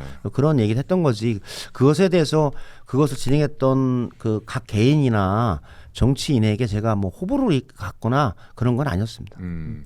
그런 이야기가 나오잖아요. 지금 법사위도 얘기가 나오면서 뭐 굉장히 좀 많이 시끄러운 부분도 있고 그런데 법사위의 운영을 좀 바꿔야 된다라고 생각을 하시는 겁니까? 아니면 법사위원장이 좀 바뀌어야 된다고 보시는 겁니까? 그런 건 그거는 제가 임명권자가 아니기 때문에 네네. 그런 의견은 그런 내실 수 이건 있잖아요. 아니고 네. 법사위도 다른 상임위처럼 좀 정상적으로 됐으면 좋겠다. 정상적인 운영이 됐으면 좋겠다. 그런 그러기 의미예요. 위해서 법사위원장이 바뀌어야 되는 거잖아요. 이게 뭐 현재에서도 잘할 수 있겠죠. 음. 서로 저는 여야가 국회가 사실은 최소한 그런 모습은 아니거든요. 네네. 막 막말하고 소리 지르고 의사 발언하는데 막 막고 뭐 이상한 무슨 뭐 삿대질하고 막 그 뭐 이상한 무슨 그 하고 그러진 않아요. 최소한 저는 최소한 국회가 금도를 지켰으면 좋겠다라고 하는 입장이에요. 그래서 상임위도 정치는 말로 하는 거니까 말할 자유를 주고 그리고 지키고 자기의 정치적 견해와 입장, 법률안과 그 정치적 현안에 대한 자기 입장을 얘기하면 되죠. 토론하는 장이니까 네. 찬성 반대를 얘기할 수 있죠. 그렇죠. 법사위에서 정치는 없어지고 엄청나게 고성과 코미디입니까? 예, 제가 그 얘기도 방송에서 했거든요. 코미디입니까? 예, 그 제가 그 얘기했어요. 코미디언은 나와서 시사하고 있고 그럼 코미디는 정치인들은 코미디라고 있더라고. 코미디언들은 뭐 먹고 얘기했어요. 삽니까? 실제로 개콘이 없어졌었습니다. 그래가지고 그래요. 네. 그렇게 좀 상식적으로 갔으면 좋겠다 그런 생각이. 상식적인 이야기가 나왔으면 좋겠다. 또 한 가지 궁금한 게 오늘 좀 약간 또 급하게 소식이 들려와서 이것도 한번 여쭤볼 텐데 김현지 비서관이나 뭐 정훈식 이제 비서실장이죠. 근데 김남국 지금 이제 대통령실에 지금 있는 분이 인사청탁 비슷한 이야기의 내용들이 나왔습니다. 뭐 현지 누나, 뭐 훈시경한테 이야기할게요. 뭐 이런 이야기가 나왔는데 이런 건 좀 문제가 있다라고 보시는 겁니까? 인사청탁에 대해서? 제가 보기엔 전 부적절했다고 봅니다. 부적절하다. 예. 대통령실에서도 엄중 경고했다라고 이야기가 나오고 있어요. 당연하죠. 음. 그냥 그렇게 하면 안 되죠. 근데 여태까지 그렇게 해 왔나 봐요. 모르겠어요, 저는. 그렇게 해왔는지 안 한지 모르겠는데 네. 부적절한 상황이었죠. 너무 자연스럽게 뭐 형하고 누나한테 이야기하겠다 뭐 이런 이야기는 안 돼. 다시 사실 좀 그리고 우리는 불러주는 뭐 거잖아요. 그 공직을 수행하는 사람이잖아요. 네. 공직을 수행하는 그 역할과 권한, 책임에 맞게 그 하는 게 맞죠. 그래서 역할에 맞지 않는 일이었다라고 보십니까? 부적절한 행위였다. 부적절한 행위였다. 예. 이런 일은 없어야겠죠? 없어야 됩니다. 예, 알겠습니다. 이재명 정부 성공을 누구보다 바라실 것 같은데 앞으로 그래도 이제 4년 6개월 정도 남은 건데 뭔가 좀 요 점은 좀 더 보완했으면 좋겠다. 요 점을 더 좀 신경 썼으면 좋겠다 하시는 것도 있으십니까? 의원님 보시기에? 저는 정치의 요체는 사실은 저희들이 선거할 때 했지만 먹고 사는 문제와 잘 살고자 하는 국민의 희망들을 잘 그 정치를 통해서 실현시켜주는 게 사실은 그럼요. 여당이 해야 될 네, 일이잖아요. 네, 네.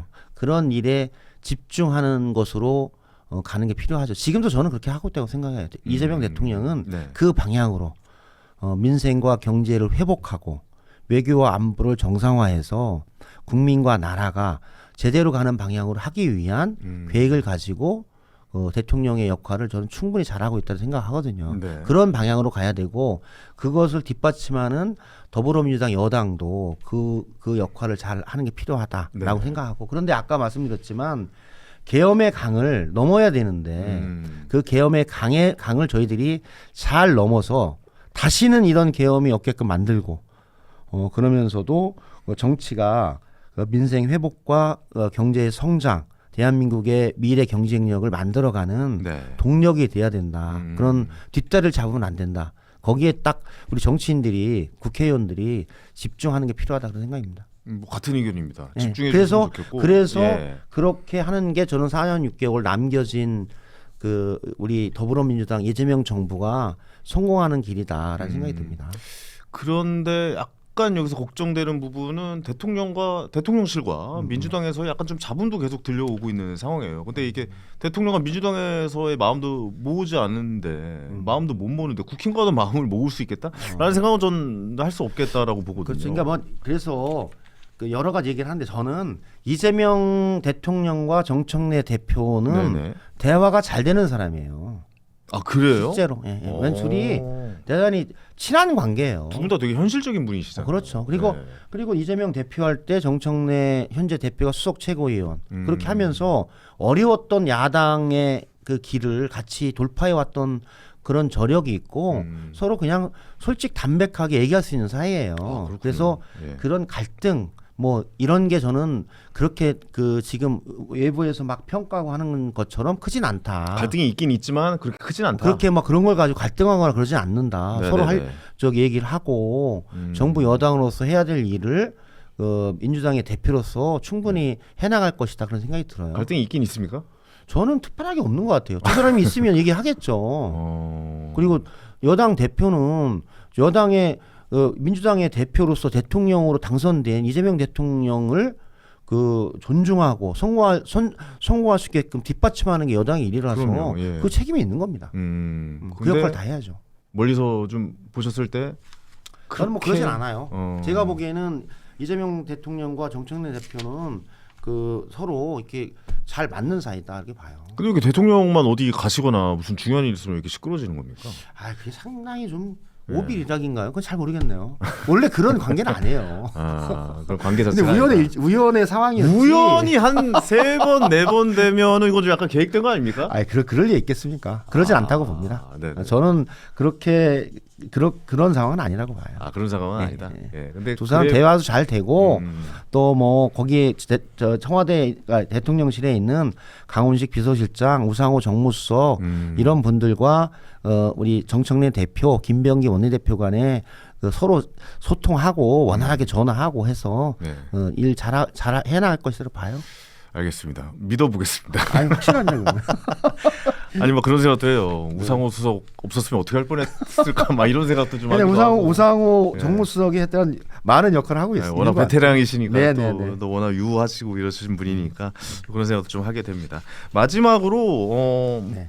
지방선거 좀 이야기 좀 해볼까요? 내년에 이제 6.3 지방선거가 있는데 어떻게 보세요? 지금 현재 서울시 쪽에서 그러니까 제일 큰 지방선거의 핵심이라고 보면 서울인데 서울시에서 민주당이 다소 좀 불리하다고 표현해서 좀 그렇지만 다소 좀 밀리는 듯한 느낌도 좀 들긴 하거든요. 근데 오세훈 시장이 좀 기소가 되면서 약간 좀 흔들리고 있는 분위기 어떻게 보고 계십니까? 저는 그 선거는 국민의 마음을 얻는 일이잖아요. 그래서 네네. 국민들이 지금 어떤 생각을 하실까 이런 생각이 들어요. 네. 저기 뭐냐면 6.3 대선 이후 딱 1년 만에 이제 6개월 남았죠. 1년 후에 2026년 6.3 지방선거잖아요. 근데 요런 정치적 상황이 박근혜 탄핵과 문재인 대통령 당선 그리고 2017년에 그 5월 9일에 대통령이 됐고 2018년 6월 1일인가에서 지방선거를 했어요. 딱 1년 만에. 네. 그 시기에 민주당이 압도적으로 승리를 했어요.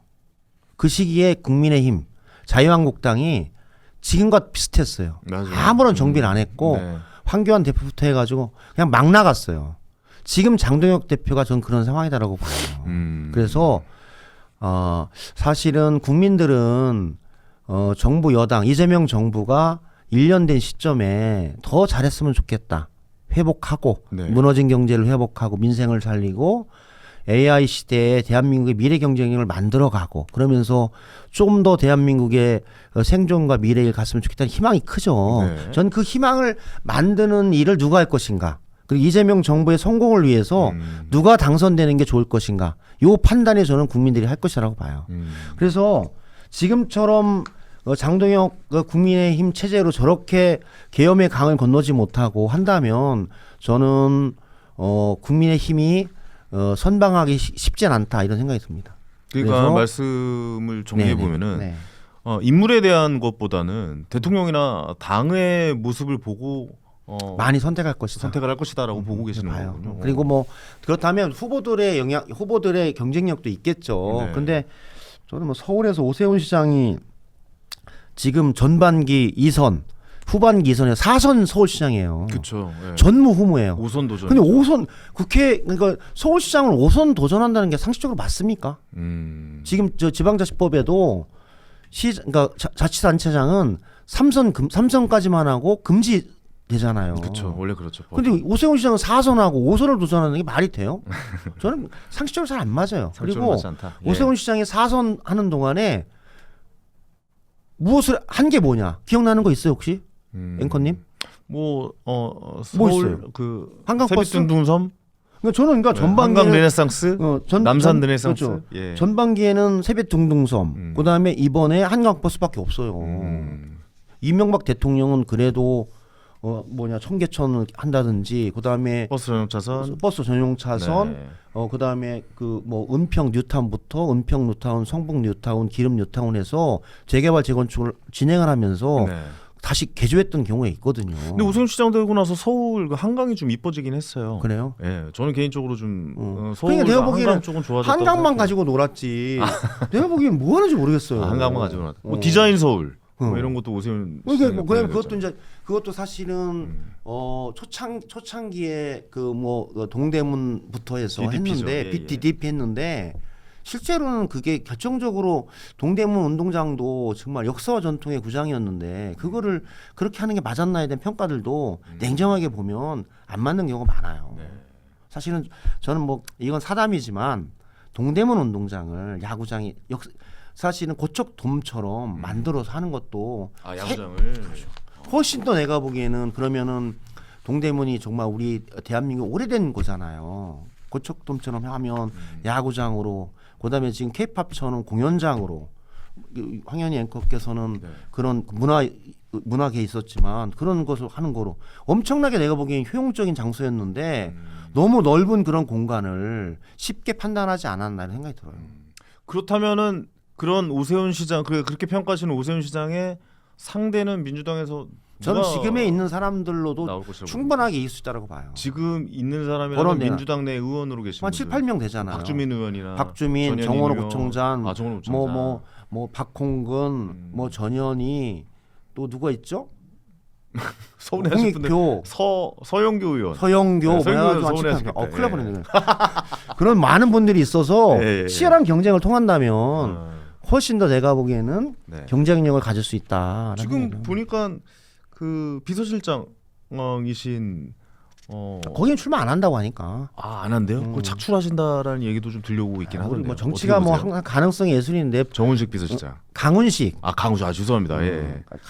강씨예요, 강씨. 강씨군요. 근데 예. 거기는 뭐 안 한다고 하니까 자꾸만 그 안 한다는 사람을 정치의 장으로 끌어들이면 안 됩니다. 강훈식, 김민석은 안 한다고 하니까 뭐 모르죠. 앞으로 어찌는 모르지만 안 한다고 하니까 당내 인재를 사용하는 게 훨씬 좋은 풀이다. 저는 풀이다라고 생각합니다. 알겠습니다. 그 정도로 오세훈은 상대할 수 있다.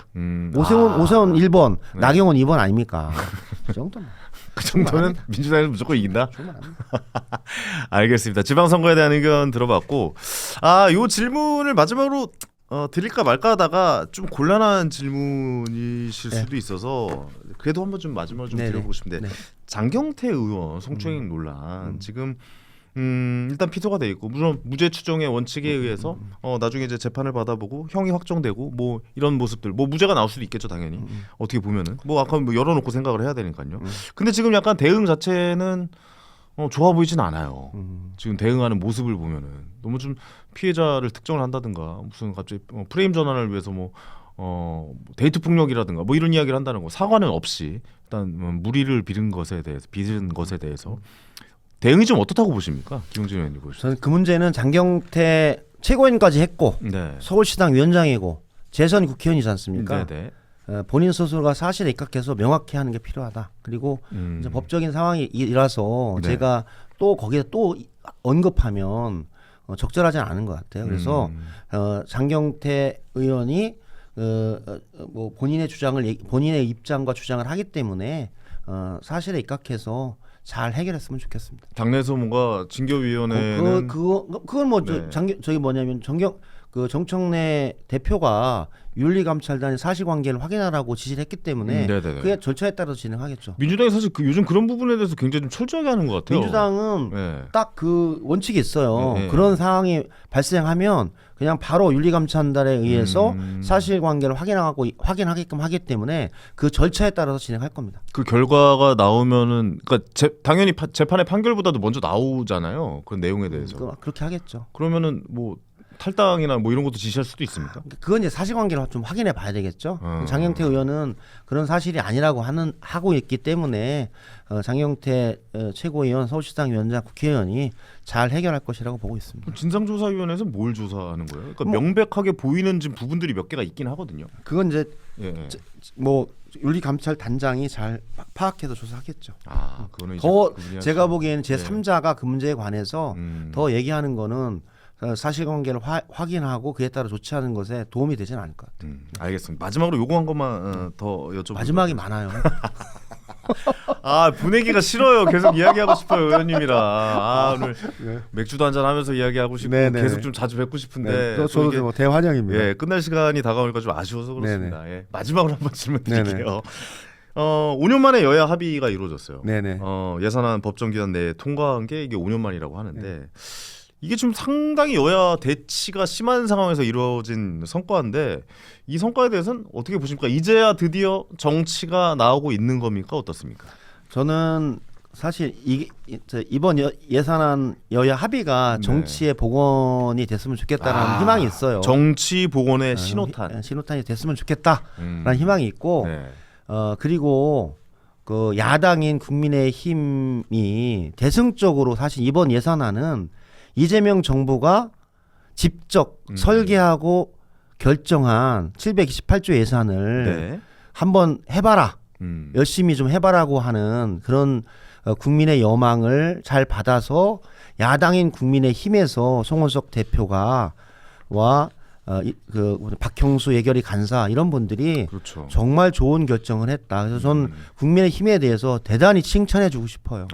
나라와 민족, 국민을 위해서 국민의힘이 네. 정말 대승적으로 잘 결정해줬다. 그래서 대단히 고맙고 칭찬해주고 싶습니다. 네. 그리고 이렇게 하는 게 대단히 중요해요. 하는 게 어려운 일입니다. 어렵죠. 야당이 네. 이런 예산을 가지고 막 바짓가랑이 잡고 물고 늘어지고 정치적인 조건을 달고 이거 아니면 나 안 해 이렇게 하는 경우도 많이 있거든요. 그렇죠. 그런데 딱 그 법적인 시한인 12월 2일에 맞춰서 해준 거는 정말 그 국민의 힘이 잘했다. 그리고 고맙다 이런 생각을 꼭 이 공개적인 자리에서 그 우리 송원석 원내대표와 박형수 예결위 간사 그리고 많은 분들에게 감사 인사를 드리고 싶습니다. 네.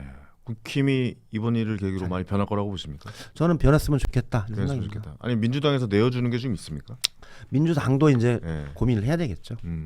아니 이렇게 마음이 모아졌다는 거 분명히 물밑 작업이 뭔가 있었고 민주당에서도 어떻게 하겠다라고 좀 이야기가 나갔기 때문에 합의를 이룬 거 아닐까요? 그렇죠. 그런데 이제 예산안은 예. 어떤 경우에도 단독 처리는 사실은 잘 안 합니다. 못하죠. 왜냐하면 국회의원 300명의 각 지역의 예산도 있고 그다음 그것도 다 민원이 국민들의 희망이에요. 그쵸. 그걸 해결해 줘야 되잖아요. 네, 지역에서 네, 네. 작은 뭐 2억, 5억, 10억, 뭐 100억 되는 예산이더라도 바로 예산에 담지는 못했지만 국회의원들이 제안하는 예산들도 소중한 국민의 목소리고 삶을 바꾸는 거기 때문에 중요해요. 그래서 여야는 예산안에 관련해서는 합의하려고 하는 그런 희망이 되게 커요. 그래서 시한은 좀 늦어지지만 한 일주일 정도 12월 10일까지는 항상 합의 통과를 해줬거든요.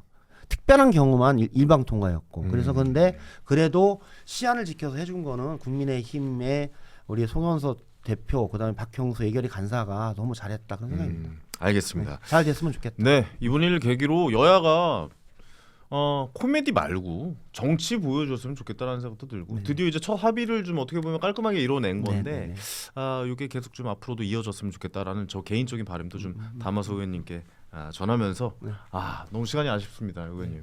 오늘 너무 대화 즐거웠습니다. 네, 고맙습니다. 예, 자주 뵙도록 하겠습니다. 고맙습니다. 여의도 너무 화이팅. 네, 화이팅. 황현희 화이팅. 감사합니다. 자주 뵙겠습니다. 네, 고맙습니다. 네. 네.